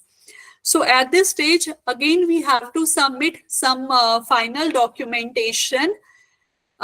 These will include the detailed report of the design strategies, along with any changes we have done during the construction process. And along with this, we have to submit the data of energy performance, water usage also, like how many star rating lifts we have provided, whatever electronic appliances we have provided, their star rating. So that is the additional add-on data which will be submitted in the fourth stage. Then comes the fifth stage for the final assessment or the scoring of our building, in which IGBC uses a point-based system for assessing buildings. The total number of points project can earn depend on the category and how much we are rated it. Each rating system has different categories with their own set of requirements. Like we are having the point rating, and accordingly we will be awarded that level. For example, for platinum, we have to achieve points 60 plus as per their checklist. If we want the gold rating for under IGBC certification, then our final score shall range in between 50 to 59 points. And if we are scoring in between 40 to 49 points, then we will be silver rated. And if we are scoring in between 30 to 39 points, then we will be simply certified without any defined rating. And after, based on the above points, once they are calculated and all documentation is verified, the IGBC finally issues the green building certifications, and their certificate mention the level also, that whether that building is a platinum, silver, or it is simply certified. The last one is IGBC is not only provides certification during the construction or on final completion of the building, they will be providing a certification during maintenance or during the monitoring also, for which IGBC requires some periodic reviews to ensure that building continues to meet the green building standards. And this can be done through periodic energy audits, water usage checks, and monitoring of indoor air quality. And we can, this certification is having some validity period, so we can go for renewal or recertification process also. Now this slide is showing their how much time is taken for the reviewing of the proposal which has been submitted for IGBC rating, along with their benefits. Like there will be 20 to 30% reduction in overall energy cost of the project, 30 to 50% reduction in the water requirement, which we will be utilizing in a particular project, and it will overall improve the health and well-being of the occupants. Then the second certification agency is GRIHA, that is Green Rating for Integrated Habitat Assessment. So GRIHA is a national rating system developed by TERI, that is the Energy and Resource Institute, and it offers certifications for sustainable building practices. This certification is widely used for assessing the environmental impact of the building, and it is applicable for all new construction projects which are having a built-up area of more than 2,500 square meter. And this built-up area is excluding the basement area, parking, and the typical building. So any building having built-up area more than 2,500 square meter is eligible for certification under GRIHA. Now, their rating process includes, first of all, registering on the GRIHA website by filling their basic form available on the GRIHA website. Then the second stage involved, the site is conducted by GRIHA Council officials to validate sustainable measures which we will be adopting or implementing in our project. Then after that site visit, the final site visit may also be conducted by the GRIHA Council officials to verify the submitted documentation along with their implementation status. And finally, the GRIHA Council officials, along with the external evaluators, if required, they will evaluate the final round of submitted documentation and final site visit report in response to the preliminary evaluation. Now, the criteria for GRIHA certification is it evaluates buildings based on their energy efficiency, water conservation, waste management, and overall environmental impacts. So criteria is almost common in most of the certification agencies. Then GRIHA also include a variety of categories such as energy optimization, material selection, greenhouse gas emissions, and building design. The fees for GRIHA certification is again dependent on the project size, and the basic registration fees starts from 50,000 and it can increase and goes up to depending over the project magnitude. And again, additional fees will be applied at the time of post-certification monitoring. The time taken for this certification process is 6 months to 1 year, but it can take longer if the project requires significant changes. Like sometimes during the visit, if the GRIHA Council will suggest some kind of input, then we have to implement those techniques. So that's why it will take additional time for the final certification.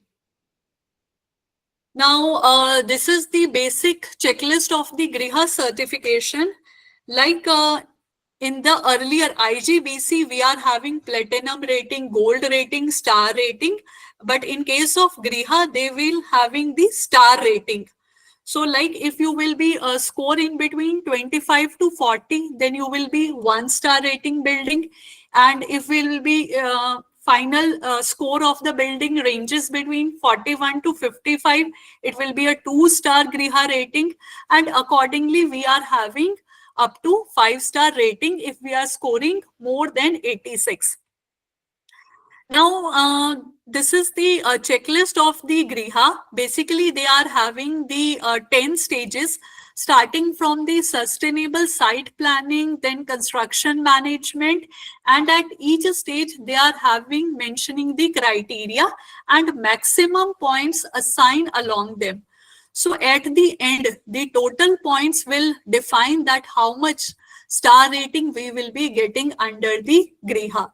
So we will be covering each phase of the project, starting from the very basic planning to construction and to final operational. Then the third certification, which is very common in the entire world, that is LEED, Leadership in Engineering and Environmental Design. So LEED is the world's most widely used green building rating system. This LEED certification is a globally recognized symbol of sustainability achievement, and it is backed by entire industry of committed organizations and individuals paving the way for market transformation. We are having many buildings in India along as well as in the world also, which are getting their certification from the LEED. India is a net zero building leader with 75 LEED zero projects certified worldwide. But this data is as of the August 2023, and additional 30 projects are currently under their pursuit for certification. LEED homes are designed to maximize the indoor fresh air and minimize exposure to airborne toxin and pollutants, making it healthier and more comfortable. So this is the main emphasis on which the LEED is given. On an average, LEED certified homes uses 20 to 30% lesser of energy as compared to the non-green homes, with overall saving up to 60%. If we do the proper planning, then LEED homes can be built for the same cost as non-green homes, as LEED homes can qualify for discounted homeowner insurance, tax break, and other incentives in many markets. Now, the criteria for LEED certification is, it focuses on criteria like sustainable site development, water saving, energy efficiency, material selection, and indoor air quality. And LEED is having specific certification system for different types of buildings, like LEED versus for building design and construction, LEED for operation and maintenance, and others. The costing for LEED certification is generally ranges between 30,000 to 1,50,000 or higher. Again, all these certifications are dependent on the type of the project as well as their magnitude. The more bigger the project we are having, or it is having the more impact on the environment, the certification cost will be higher, because in that case we are having more stringent checklist. Again, this certification fees depends on the size of the project, and it can ranges from 1 lakh to 10 lakh or more. Again, the typical certification time is usually take from 6 to 12 months, but again, this time consumed will be higher depending upon the project complexity.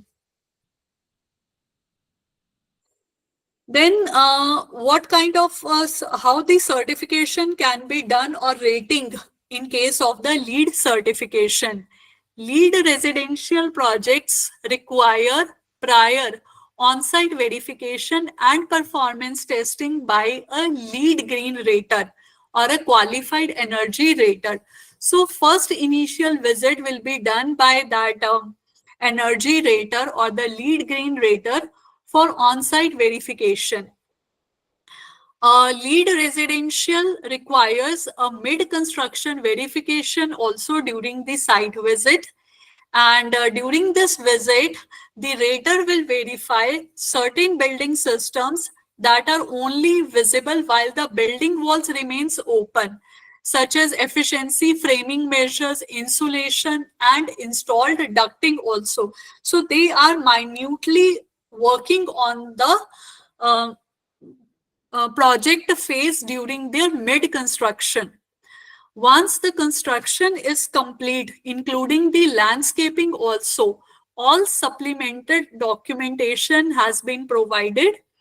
The green rater and energy rater return for final mandatory site visit. And during this visit, the green rater verify whether all remaining prerequisite credit requirements fulfilled or meet with the energy auditor conduct in order to examine the final performance testing. After all these multiple visits, there will be final submission of the complete application for the certification or review. This review may include a call between a green rater and a green business certification agency reviewer to discuss the minute details of the project and the key elements of project certifications. And after that review only, the certification will be provided. So this is the complex checklist of the LEED certification. We are having the initial checklist of yes or no, whether that we are implementing or not. Then we are having the criteria or the marks assigned along the each component.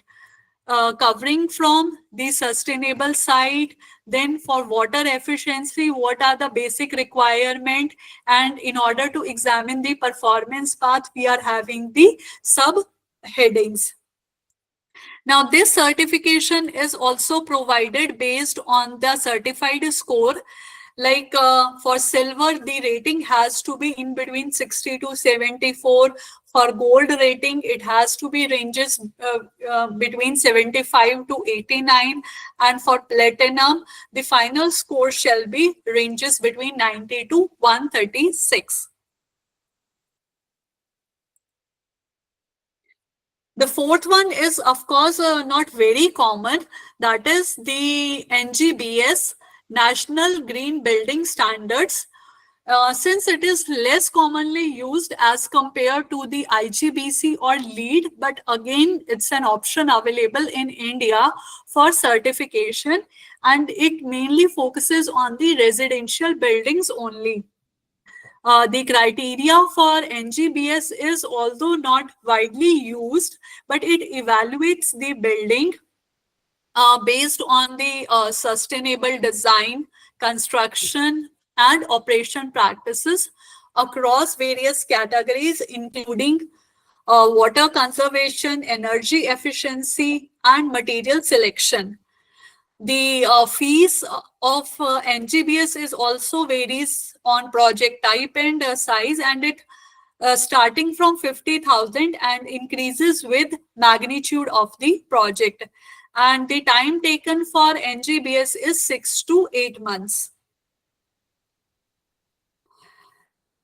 Now we are moving about to the what are the opportunities or benefits we will be getting if we will be going for these kinds of green building certifications. The first add-on benefit is the government support.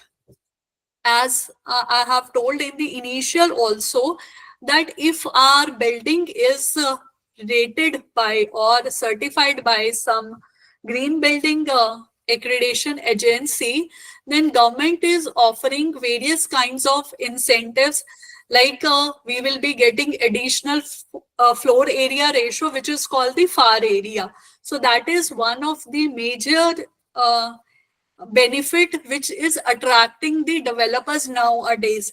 They are preferring these kind of certifications to get that additional FAR area. And there are exemptions of certain kinds of building scrutiny fees also, which will be paid at the time of the approval of the project. Then the government offers incentives such as reduced property tax rate, lower registration charges, and these incentives are provided so in order to encourage the builders and the developers to adopt these sustainable building practices, so that with each passing days, the developers will be more encouraged towards constructing or developing the buildings which are having the certification. Similarly, Ministry of Environment, Forest and Climate Change offer a fast track clearance, environmental clearance approval specifically to the buildings which are pre-certified or provisionally offer a certification by IGBC. Like if we obtain a pre-certified or provisional certification, it means we have already applicable or already implemented the checklist which is provided by the IGBC. So the process of environmental clearance will become a fast track, as we can easily provide the details that these are the environmental benefits we will be covering in our project while developing that particular project. For example, Delhi Development Authority is providing a free cost of 1 to 5% extra on the ground coverage and FAR area if those projects are Griha rated, having an area more than 3,000 square meter of the plot size. Similarly, the Department of Local Government, that is the Town and Planning Wing of Government of Punjab, is providing an additional FAR of 5% free of charge to the projects which are rated 3-star or bronze or silver under any of the green building certification. And if we are 4-star or gold rated, then we will be giving an additional FAR of 7.5%. And if we are 5-star rated or platinum rated buildings, then we will be given a FAR area of almost 10%, and with overall 100% exemption of the building scrutiny fees. Similarly, the government of Himachal Pradesh offer an additional 10% FAR for the projects which are granted 4 and 5-star Griha rated or gold or platinum IGBC rated. So that's why each state governments also, in order to promote the green building specifically in the residential sectors, they are providing this benefit so that the developers, they will be aware about, they will be encouraged, they becomes enthusiastic to construct the buildings which are more sustainable and in line of the eco-friendly. Under the Department of Urban Development and Housing, Government of Rajasthan has notified that building having Griha rating certification will be eligible for an additional FAR area free of cost from 7.5% to 15%. In the same line, Government of Uttarakhand provides for a private building which comply to a rating system and successfully secure any rating either from Griha, LEED, IGBC or BEE shall be eligible to receive extra FAR area, ranges from 10%, 20%, 30% on the basis of their rating or star rating. Then we are having the lower utility bills. Since these green buildings are energy efficient design and sustainable features, so these buildings incorporate advanced insulation, energy efficient windows and smart HVAC system, which will all contribute in reduction of heating and cooling by lowering the energy consumptions. So in nutshell, the habitants also which are living in these green buildings, they are having their low energy bill. So which will of course add on to their overall balancing their monthly financials. Then the other opportunities of this certifications will cover climate change mitigation.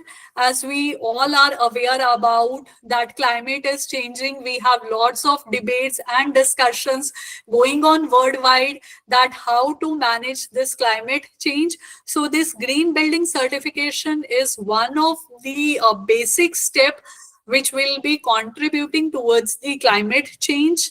And besides this, it will help in preserving our natural resources from depletion, and it will help in balancing the pollution also. Okay. Both individual and developers are nowadays become conscious about this green building certifications. Even when a buyer is going to buy a new home, now they all are looking for these kind of certifications, that whether that building is a green building certified by any of their agencies, how much green area they are providing, what kind of treatment technologies they are using, how they are managing their in-house waste. So buyer is also aware about all these features. The next is Rising demand or premium for green homes will of course attract the buyers also. If any of the building is certified by any agency, then of course it is having a higher cost, and it is having the higher resale value also, and it will be sold in a lesser time. The growing awareness of the benefits of green living makes these properties more attractive to investors and home buyers. Then, of course, it will adding on to the branding and reputation of the developer. So by developing or promoting green certified residential projects by any of the certification agencies, the company can easily demonstrate their commitment towards environmental sustainability, and this will help them to build a good reputation and responsibility of their brand into the market. The other opportunities behind the certification are in a market where it will create awareness about climate change and sustainability is on the rise. There is a growing demand for eco-friendly housing. So this green building certified a symbol of quality, safety, and environment consciousness, as it appeals to a wide range of consumers. We can target a good amount of consumers, the reputed consumers, which are looking for all these kind of certifications before buying a house. Of course, if any of the building in our local area is certified by any agency, then it is having an international recognition, and in the long run, it is having a low maintenance or the recurring cost.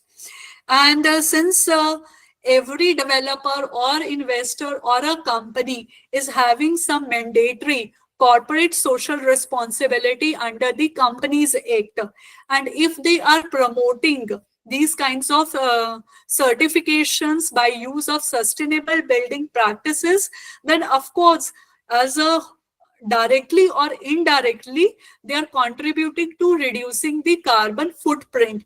They are conserving the precious natural resources and overall improving the efficiency of the building. So all these things are aligned with their CSR initiatives, which aimed at protecting the environment and combating climate change. So they can easily add all those features under their corporate social responsibility. But at the same time, we are facing few challenges also for during this certification process. The first and the very foremost common challenge is the high initial cost. Like any of this accreditation, this certification agency is having a high certification fees, and it is also dependent on the size and complexity of the project. It means the bigger project, they have to be pay a huge amount of fees for their certifications. So in India, the big developing companies, the big houses, they have to pay a huge initial fees for this certification, which is one of the biggest challenge, because ultimately it is paid on the developer or the promoter end. And plus, besides this certification fees, there is additional fees charges by every agency during various stages also. So government may think about on these challenges, that how to reduce the initial certification fees, so that more of the developers or promoters or the individual will be encouraged towards these kind of certifications. The second challenge is the approval process of green certification and their associated benefits, like any kind of incentives or additional FAR area. They can be slow due to the bureaucratic inefficiency. Like, of course, it is time consuming, and we have to go through that entire process of getting that additional benefit. So sometimes it will become us that it is consuming more time in comparison to the benefit we are getting. The third is the policies for green certifications varies from state to state. So it will be difficult for the developer to navigate different rules and procedure. Like we have seen in the previous slides that every state is giving different kinds of benefits, like additional FAR area. Punjab is giving different kind of benefit. Himachal is giving the different incentives. Delhi is given the different. So as a developer, it is not a centralized system that in every state we will be getting the same benefit. So first they have to go in detail about what the state is giving them the benefits. So that is of course the time consuming, and it is difficult for the developer to understand that benefit. The fourth challenge is, while some states offer benefits like additional FAR, many regions still lack substantial incentives to offset the higher cost of green constructions. There are many states in India also which are not giving any kind of additional benefit or a major benefit if we are going for the green building certification. So that is also lacking in many states. And this will lead to non-encouragement of the promoter or a developer. Then maintaining the certification requires a regular monitoring of energy and water consumption, waste management, and overall sustainability metrics, which can be a resource incentive. For that, you must, for a particular project, we must have an additional in-house team which can monitor all these values. Because in each certification process, we have to submit these values online. Only then we will be getting these suitable marks against that checklist. Then the success of green buildings depends on the residents adopting sustainable practices, which may not always happen, leading to under-ruralized green features.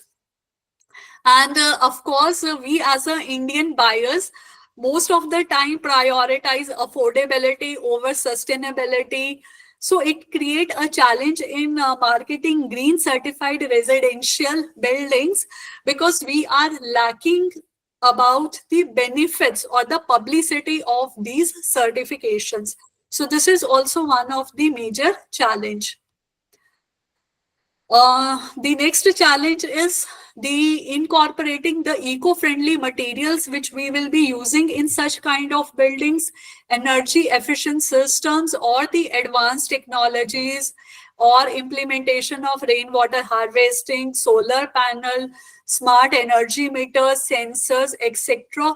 All these finally added into the construction cost, and initially they will increase the construction cost by 10 to 15%.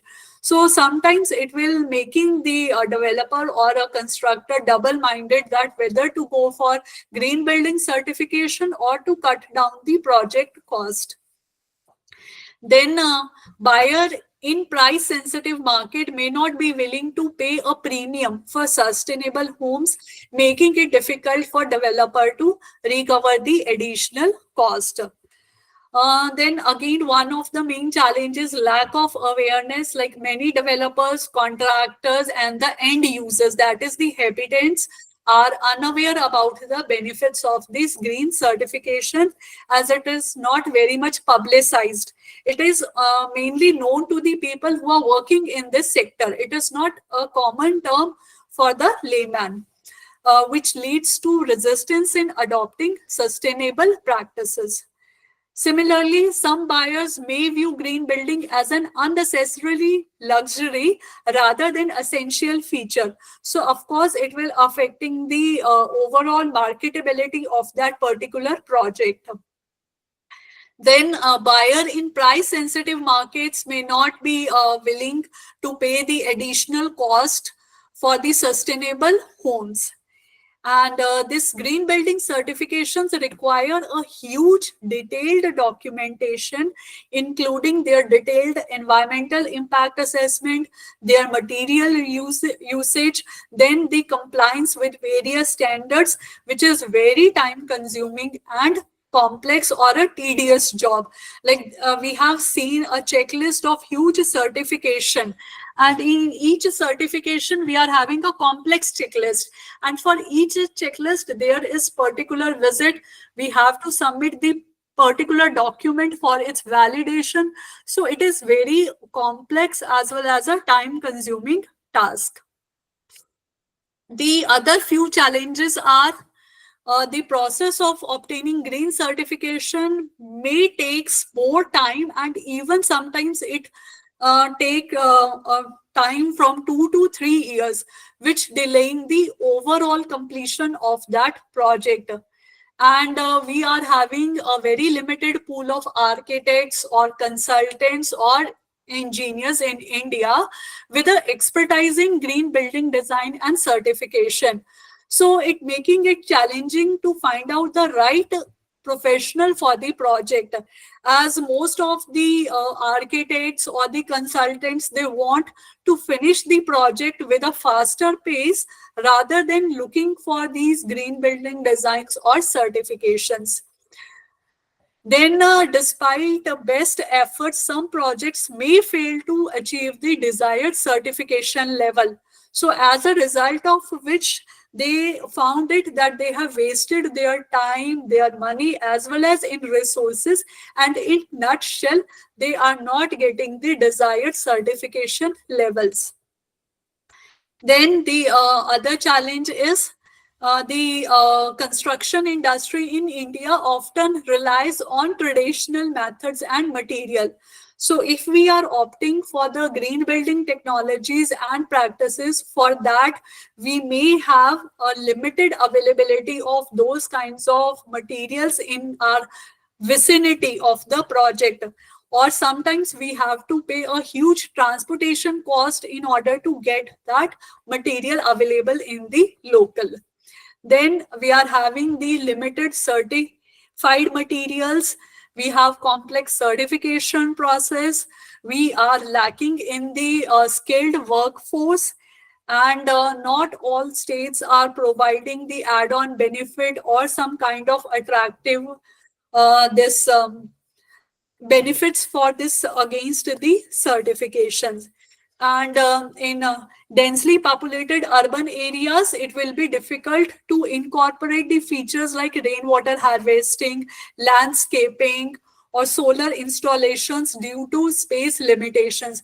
Like we have seen many buildings in Bombay or in other metropolitan cities where we are having limited land available with us. So if we want to go for the green building certification, then of course we will not be able to achieve that desired star rating, because we don't have the space available for all these kind of add-on benefits which are safer for the environment. Like we don't have a proper space for landscaping. We don't have provision of installing solar panels on the rooftop. We are not able to harvest the rainwater. So these are the certain practical challenges which are, of course, varies from one state to another. Then if we are looking for the future of these green buildings, then of course, the future lies with the advancement of the technology, like smarter buildings, automation, and we have AI-driven energy systems, so which are encouraging or simplified the process of certification. Then increased demand, no doubt. Nowadays, the topic of awareness related to environmental issues are very pushing, and they are highlighting. People are slowly and steadily becoming aware about these sustainable construction practices. So they are working or exploring these features. Then government is also pushing on to implement various policies which can encourage green building certifications and their standards, so that with the time, more and more buildings are getting certified under these agencies, or we will be getting more green buildings in the future. And overall, now we are constructing our buildings with a concept of net zero, so that there will be no kind of waste generation or liquid waste generation outside of that project. We will be try to manage it within at the source only, so that we will be reducing the pressure on the local authorities to manage that waste, or we will be more contributing towards the energy saving. So the end of this presentation is the green buildings offer significant environmental, economic, and social benefits. And by incorporating energy efficient technologies, sustainable materials, and waste reduction strategies, we can reduce the environmental impact on the building and contribute to a healthier planet. So, as a call of action, we have to encourage adoption of green building practices at every level, starting from the initial planning to the during construction of the project till its final implementation, along with the operational phase also, so that we will be able to monitor the compliance of these certifications also. Okay, thank you, madam, for your nice presentation. And now the topic is open for discussion to the participants.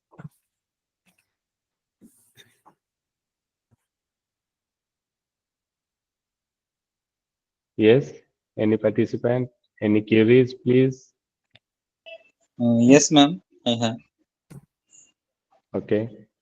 Good evening, ma'am. Good evening. Ma'am, actually, I want to know if we are constructing a new building, then we already kept in mind that we need all these green certificates, so we can construct that building according to that. But if what we can do if we have already existing building, then how we can get these certificates for that existing building? Yes, Dr. Praveenji, in IGBC certification, we have that provision in which even the existing buildings can also go for their certification.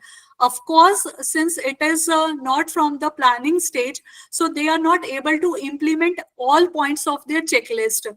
So IGBC is having a separate checklist for the existing buildings, in which we can implement the bare minimum requirement to get that basic certifications.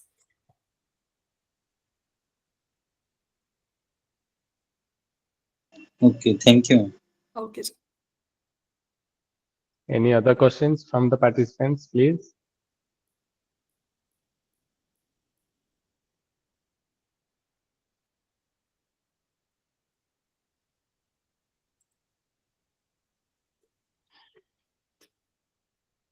Okay, thank you, ma'am. Thank you, sir. Okay, so I would like to express my sincere gratitude to Manager Jyoti for her enlightening talk on green building certification in residential projects.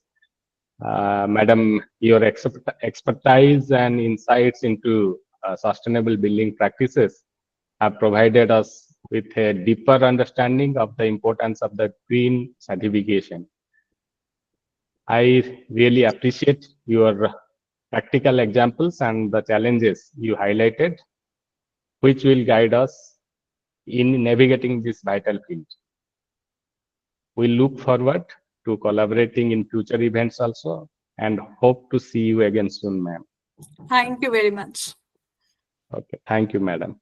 Okay, so thank you, ma'am. Thank you very much. I think there is some query. Someone has raised the hands. 1 minute, ma'am. No, ma'am. Okay, can I leave? Yes, Okay. yes, Thank you. thank you, madam. Okay. Good night, ma'am. Good night. Good.